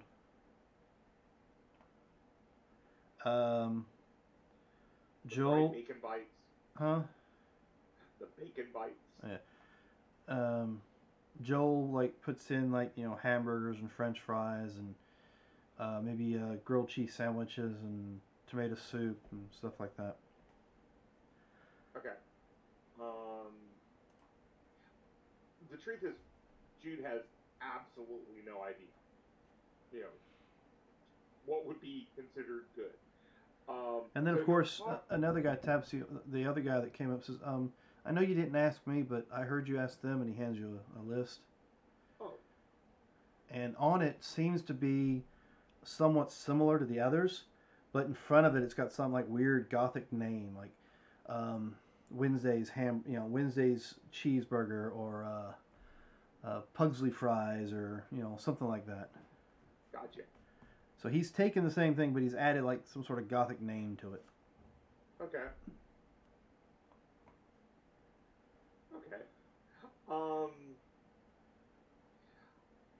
As I said, Jude has no idea what even what you would do in a kitchen. He's more familiar with kitchens in terms of what they throw out. Yeah, he's never really been. I don't think he's even eaten any meals while there was such a thing as a modern kitchen. Yeah. So he is just going to talk to them, try to find out their reasoning. Why are you going for this? If it was, you you had your own way and you wanted to create something completely new, what would you create? All right. You know, going through things like that, trying to get them to be creative. And I have a feeling Edward is probably the more creative of them. I mean, yeah, he's got some weird ideas. I mean, it might be because, you know, his extracurricular activity might have had something to do with it, but, you know. Or the fact that maybe he's got the munchies right now. Yeah. But yeah, like, once again, see, Joel and Edward were there before you were. Sean showed up about 5 minutes late. If that has any bearing on what you want. Yeah. And you don't have to hire just one person for the kitchen staff. Right. The truth is, I'm thinking, you know, thank all of them, because, you know, you don't make your decision right then. Right. So, you know, our people will call you tomorrow, but I know I'm going to take Joel and Edward. So. All right. So now we'll I kind of agree with Igor on something like this. You showed up late. Unless I get something off of him that, you know, he seems desperate, or unless a ghost is clinging to him. Yeah, you don't see any ghosts clinging to any of them yet. Okay. Yet. All right, so we'll get down to the who's deciding the wait staff bartenders. I am waiting. That'd be Kiev. Okay, Kiev, you've got Cameron, who was there already. You have Oscar, Elizabeth, who showed up late, and Melissa Owens. Okay. So Oscar and Elizabeth were late. Melissa Owens was on time. Elizabeth Elliott was late. No, Okay. yeah, I said Melissa Owens was. No, but Melissa Owens wasn't. She was on time. Elizabeth Elliott was the one that was late. I apologize. Okay. All right. I will take all four of them back behind the bar. And alrighty. I have a couple of bars. Oh, wait a minute. Wait a minute. Oh, no, that's right. It's the security. Oh, I apologize. Go ahead. So we'll have several different bars, and from the resumes I've seen people who have some good bar experience, or bartending experience. Your test is basically going to be proficiency with the pours and timing. We need to get the drinks out as quickly as they are ordered.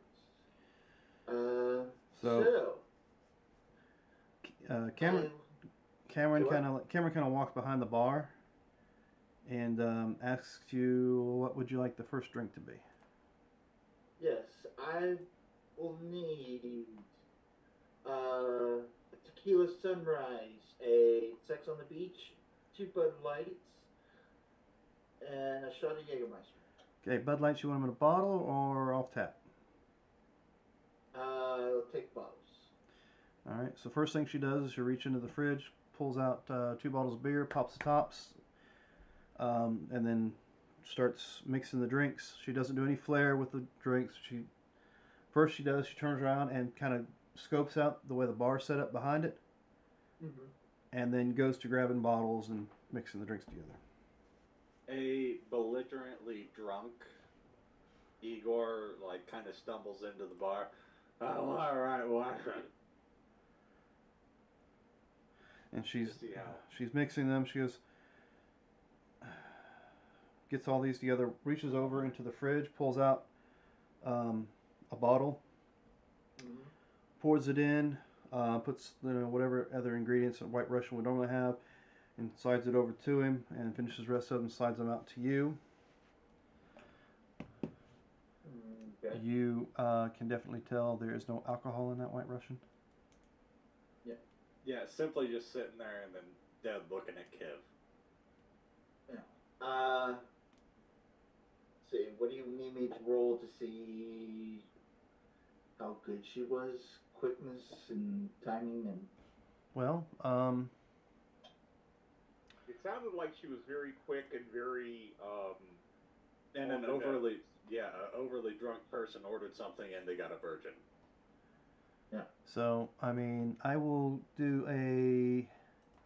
We'll just say a dexterity, straight dexterity check with this roll. Granted, this is probably dice higher than what she needs.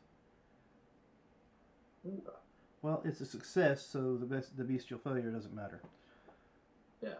And Okay. she's not got any hunger dice. That's Kristoff's hunger dice. So yeah, she gets 2 successes out of it. Okay. What I'm going to do is I'll roll the d10s next time instead. Yeah. Um, All right. Andrews has got a face now, so you guys can see that. Okay. That was Cameron. Oscar gets behind it. Let's see how well he does.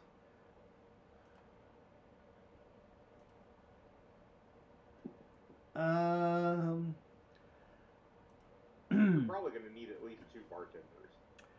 So Oscar gets behind the bar and seems to be grabbing the wrong drinks, the wrong bottles to mix certain alcohols together. It's like maybe he's never bartended before. Okay. Elizabeth gets behind the bar. Let's see. She does a real good job, almost as good as Cameron did, and her dealing with the drunk, not so well. She tells him, "Please, sir, to hang on just a moment. You've probably had a little too much tonight. You might want to go ahead and get me to call you a cab. Do you have any keys on you? Maybe I need to, get those from you." And let's see, Melissa Owens. Let's see how she does. Melissa, a little slow, but she does get it. And seems to be ignoring the belligerent drunk if he does that again. Okay. Yeah, he was giving them all a hard time, but at very random intervals. Yeah, at one point in time, you're giving, we'll say, Melissa a little bit of a hard time. And because she's trying to ignore you, you're getting more and more belligerent. And a young woman in flannels and blue jeans, wearing looks like combat boots. She's dark skinned with what looks like ritualistic tattoos on. Walks up and puts her hand on her shoulder and says, "Hey, darling, I think you might have had a bit too much to drink tonight. Maybe we should, I don't know, call you a cab or something?" Turn around and just kind of trying to keep up the facade, like How tall are you? very unexpected 6'5". Oh yeah, well you're still kind of looking at the her forehead, but she is probably about as built as Jack was. But you can only tell that because you're so close to her. She's wearing heavy flannels, so it's kind of hard to gauge exactly how built she may be. He kind of lifts a finger and then just kind of sits for a second and then lets them finish their thing. She gives you a full tooth, smile, and waits because she realizes what you're doing. So that's it for the bartenders and wait staff. Now, mind you, you test the 2 that did not or could not make the drinks. We'll check that out. Oscar is pretty much able to carry a tray full of drinks from one table to the next without, missing a beat.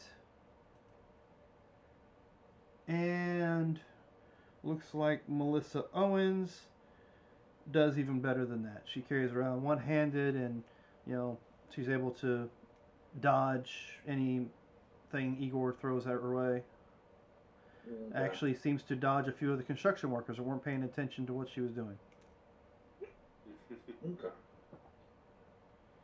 So I will hire Cameron and Elizabeth on our busy nights to man the main bar, which is the Octagon. Melissa, who knew how to make drinks at least, but not very fast.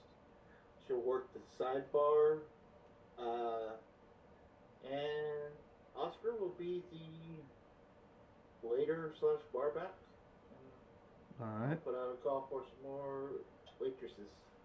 copy that. Alright. And Oscar can learn on the slow nights on how to actually make the drinks. Now, as they get done doing the whole bar thing scene, the woman standing before you in flannels, she sticks her hand out gently and says, "I'm Angelina Summers. It's a pleasure to meet you, sir." Angelina Summers? Yes, sir. Okay, I'm just making sure. I got that apologize. I didn't mean to interrupt. It just seemed like the perfect opportunity to, show my talents. right. Well, I really appreciate what you did there. That really proves more than you think it might. But yeah, if you have any other questions for me. Were you here looking for something? Well, I mean, I was looking for a job. I applied for the, security staff, but I understand 9 times out of 10, places like this don't want to hire women to work the door. They don't think we can handle it. Well, you just seemed to be a little bit late is all. Oh, no, I was over there. I showed up about 5 minutes prior to the time. Traffic was a bit of a pain in the ass. I do apologize. She did show up on time. Who was the one that showed up? Well, actually, I don't think any of your security staff showed up late. Yeah, I don't think any of them did. I guess I just missed her as one of them. Yeah, I got here just before the young man over there, and she points at another fellow that you got his name earlier as Ben Acosta. Yeah. Well, you definitely handled things well. I grew up with like 4 brothers, and my folks threw parties at their house on the weekends, so from time to time, sometimes Dad's friends or Mom's friends would get a little, or my brother's friends would get a little, too many drinks in their system and think they're 10 feet tall and bulletproof. Kind of looks her up and down, seeing how well she's built, and especially how she handled herself without even having to be asked in that situation. I know Jack is gonna need nights off, and I appreciate what you did there. Think you can work nights? I can work whatever hours you need me to. Alright. We are going to need probably somebody inside as well on some nights. You don't mind working inside and the door at times. Oh, no problem. Plus, one of my favorite shows was Roadhouse. Good to hear. Love to have you on the team. I would love to be here. Shake her hand. Is her hand warm? Warm? Body He's temperature? checking vampire. Oh, yeah. She's, definitely warm. Definitely human. Pulse on the hand and Yeah. all that fun Yeah, stuff? pulse on the hand. You smell kind of an earthy smell, like a musk that she might be wearing. Not like a fancy Less perfume. feminine, more all natural. Something like that, yeah. Yeah, that's fine. Perfect. I'm not going to bother treating her the same way I did, mainly because of how she just kind of proved herself without even having to be asked. And how she is holding herself. in Last that one you situation. have. Alright, you did not make it because you were late. Ben Acosta was another security guy. Let's see, what does Ben look like? Let's check on Ben here.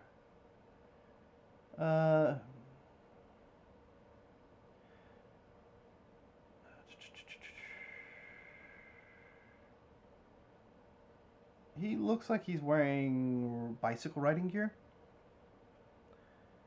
Blonde hair, probably late 40s, early 50s. Yeah, you can definitely see like the lines and wrinkles around his eyes, and maybe a little bit of stubble on his beard that maybe he shaved it, but you know, he's got a little bit past the 5 o'clock shadow going.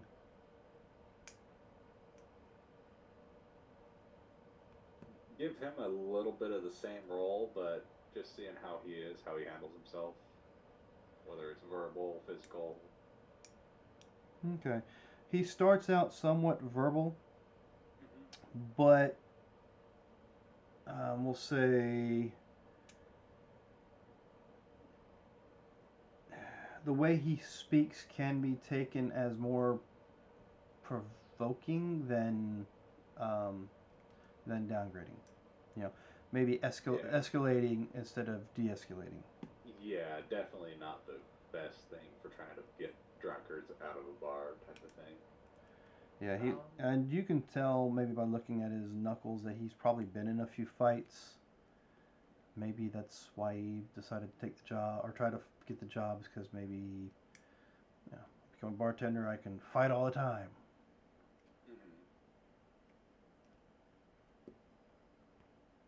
I'll hold you in mind, and I'll get back to you.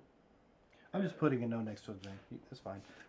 The thought process there is he is not a doorman, and he almost seems like he's less of an inside man dealing with drunkards, with the fact that he is escalating fights rather than de-escalating fights. Like, you know, trying to get drunkards out of there if they're causing an issue, if he's trying to escalate things. Alright, so we are running a little late, so we'll go ahead and finish up with the entertainment, and then we will, I think, call it a night. You have 4. I'm going to let the... Who's wanting to pick out the entertainment? The DJ or whatever?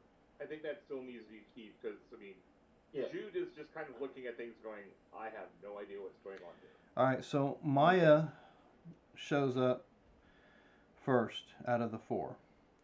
Maya shows up with a laptop in hand.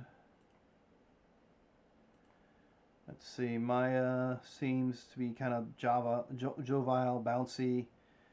She's wearing violet shirt with some brown pants. Her hair is like draped over sideways, but one side is shaved.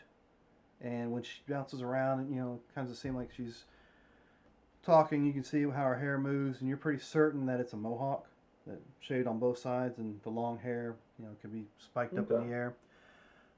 She has a like on her face, looks like small tattoos of like almost like her eye is the Eye of Ra.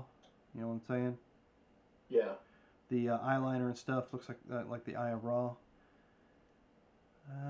That's pretty much her description. Okay.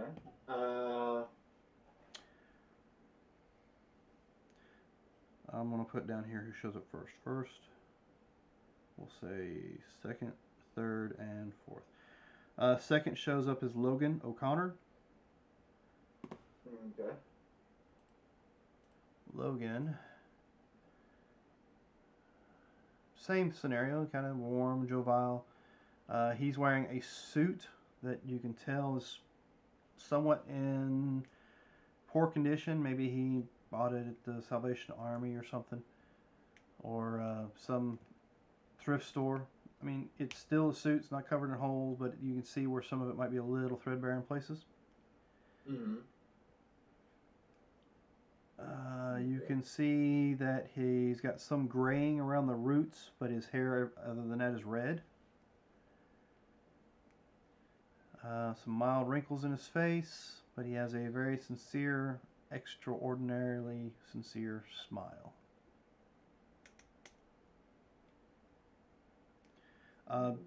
Does not have a laptop with him, just a folder with like maybe some previous work history or something in it.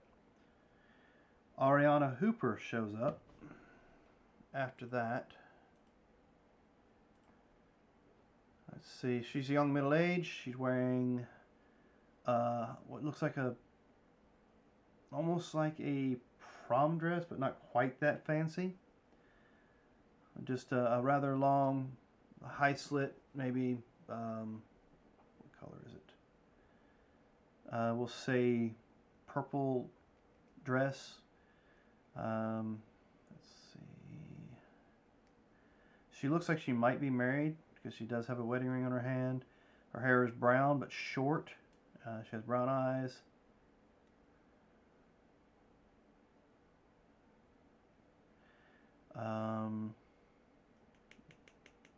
And that's pretty much it.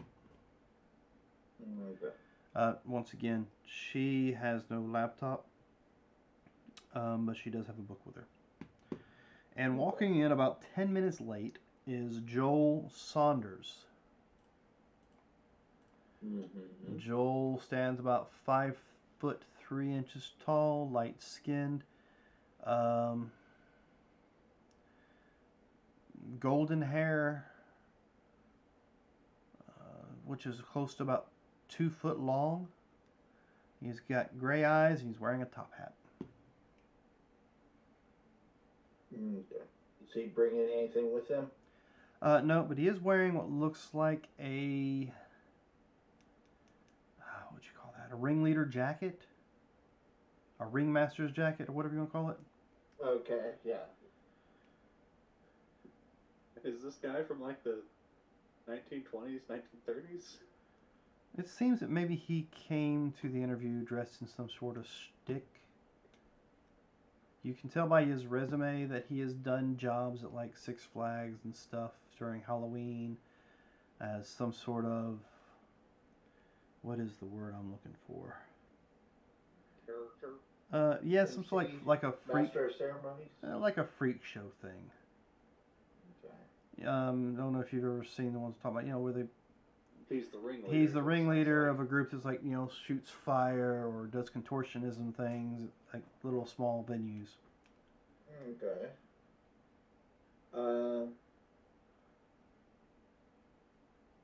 I'll speak with Maya first. See what kind of music She pops up on the laptop and shows you all her dubstep and weird music mixes. She goes through the fact that she says I can do this kind here, and then I've got this over here, and it's like she's mixed some Metallica with some Slipknot or whatever, and come up with some weird amalgam of their music together. And she's done that with a few different like grunge type bands. And then of course she shows you a folder of some lighter stuff, maybe some pop groups. I've done all sorts. I mean, just depends upon the crowd. Everybody likes music, just different kinds. Okay. Alright. And you mix your own beats and everything like that? Oh yeah. I mix everything myself. I have some that I've made myself, but as far as that's concerned, I mix all my beats myself, and I mix all the music that I put together as well. I mean, amalgam, however you want to put that. Okay. Alright. And I'll show her DJ booth. You do notice under the folder when she's showing you the folders of the music, it gives her name as Foxy Maya. Okay. Just kind of messing with her own name to come up with a name. Alright. It's spelled Foxxie. Maya.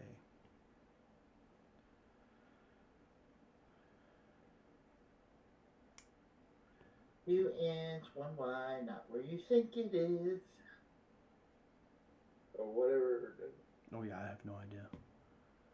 From She-Hulk. Yeah, that's what I'm saying. I have no idea. I think that's probably the episode I tried to tone out. Okay. Is that the one where she's like? Go ahead. You see in the background Igor talking to Dude for a second, just whispering something.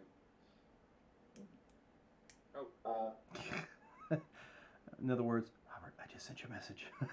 Sorry, I was reading something. It's fine. Basically see what other DJ equipment she may need. She tells you she has, turnstiles at home if she really needs to bring that in. She got the Beats headset. She actually brings up a picture of her setup at home and her mix table and such. Okay.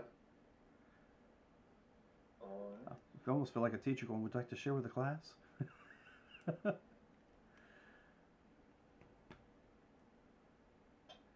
Alright, so we're down 3 more. Alright, I'm gonna talk to Logan. Alright, Logan shows you his book of different, wedding parties he's probably, DJ'd at or done. It's like wedding singer type stuff at. Okay, so you're more of a MC than, mixing up your own music to play, correct? Yeah, pretty much. Okay. Guess I'll be looking to hire a couple of DJs. Of course, we got the main one, the dance floor here, but we do have like a sports bar back there and all that.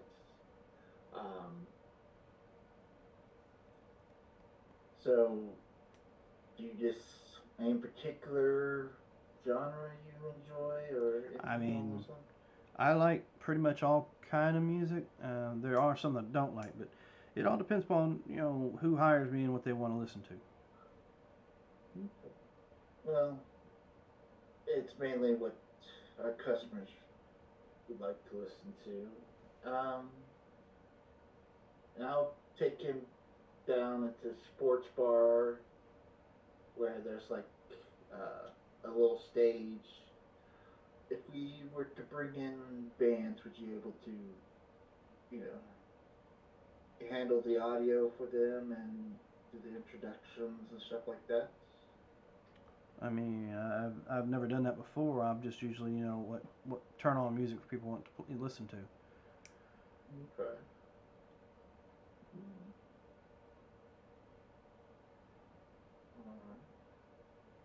Well, I got 2 more interviews to do.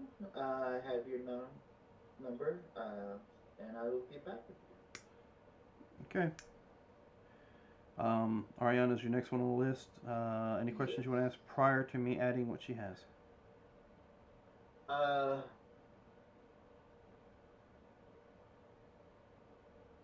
love that dress. Where did you get that at? I made this myself. Okay. Kind of I do that, and I cosplay sometimes. She shows you where she's DJ'd at some conventions in the past, and she also she shows there's a list that says bands in her book, and you probably never heard of them, but there's a list of different kind of groups that she's written and put little stars and stuff next to. What are these stars here? Well, these are some live bands that I've dealt with in the past.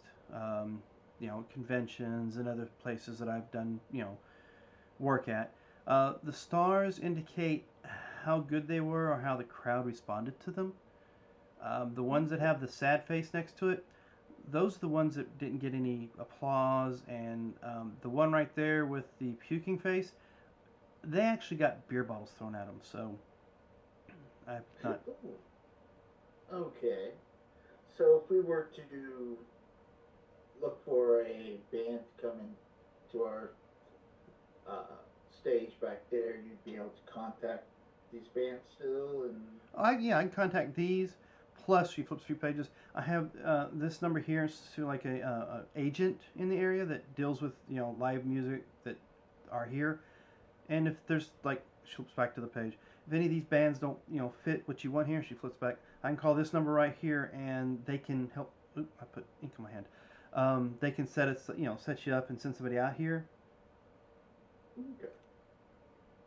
I've dealt with them before. That's pretty good. They vent pretty well. So the guy that has the puke face next to his name, he was just a walk-in, but he had his own gear, so... Okay. Alright. Well, you're you and mine are definitely on top of my list. Matter of fact, I think I will go with you two. And if work out some scheduling. But yeah, as I walk out, I will thank everyone for coming. The guy in the top hat kind of looks at you funny. He's like, I mean, I haven't had my interview yet. Yes, and what time was your interview? I mean, you told us to be here at, what was it? 10 o'clock or something? Yes, and what time did you arrive? Well, I don't know, somewhere around 10 o'clock. Around is not at. I mean, I appreciate you coming out, but fuck you, bitch. He walks out the door.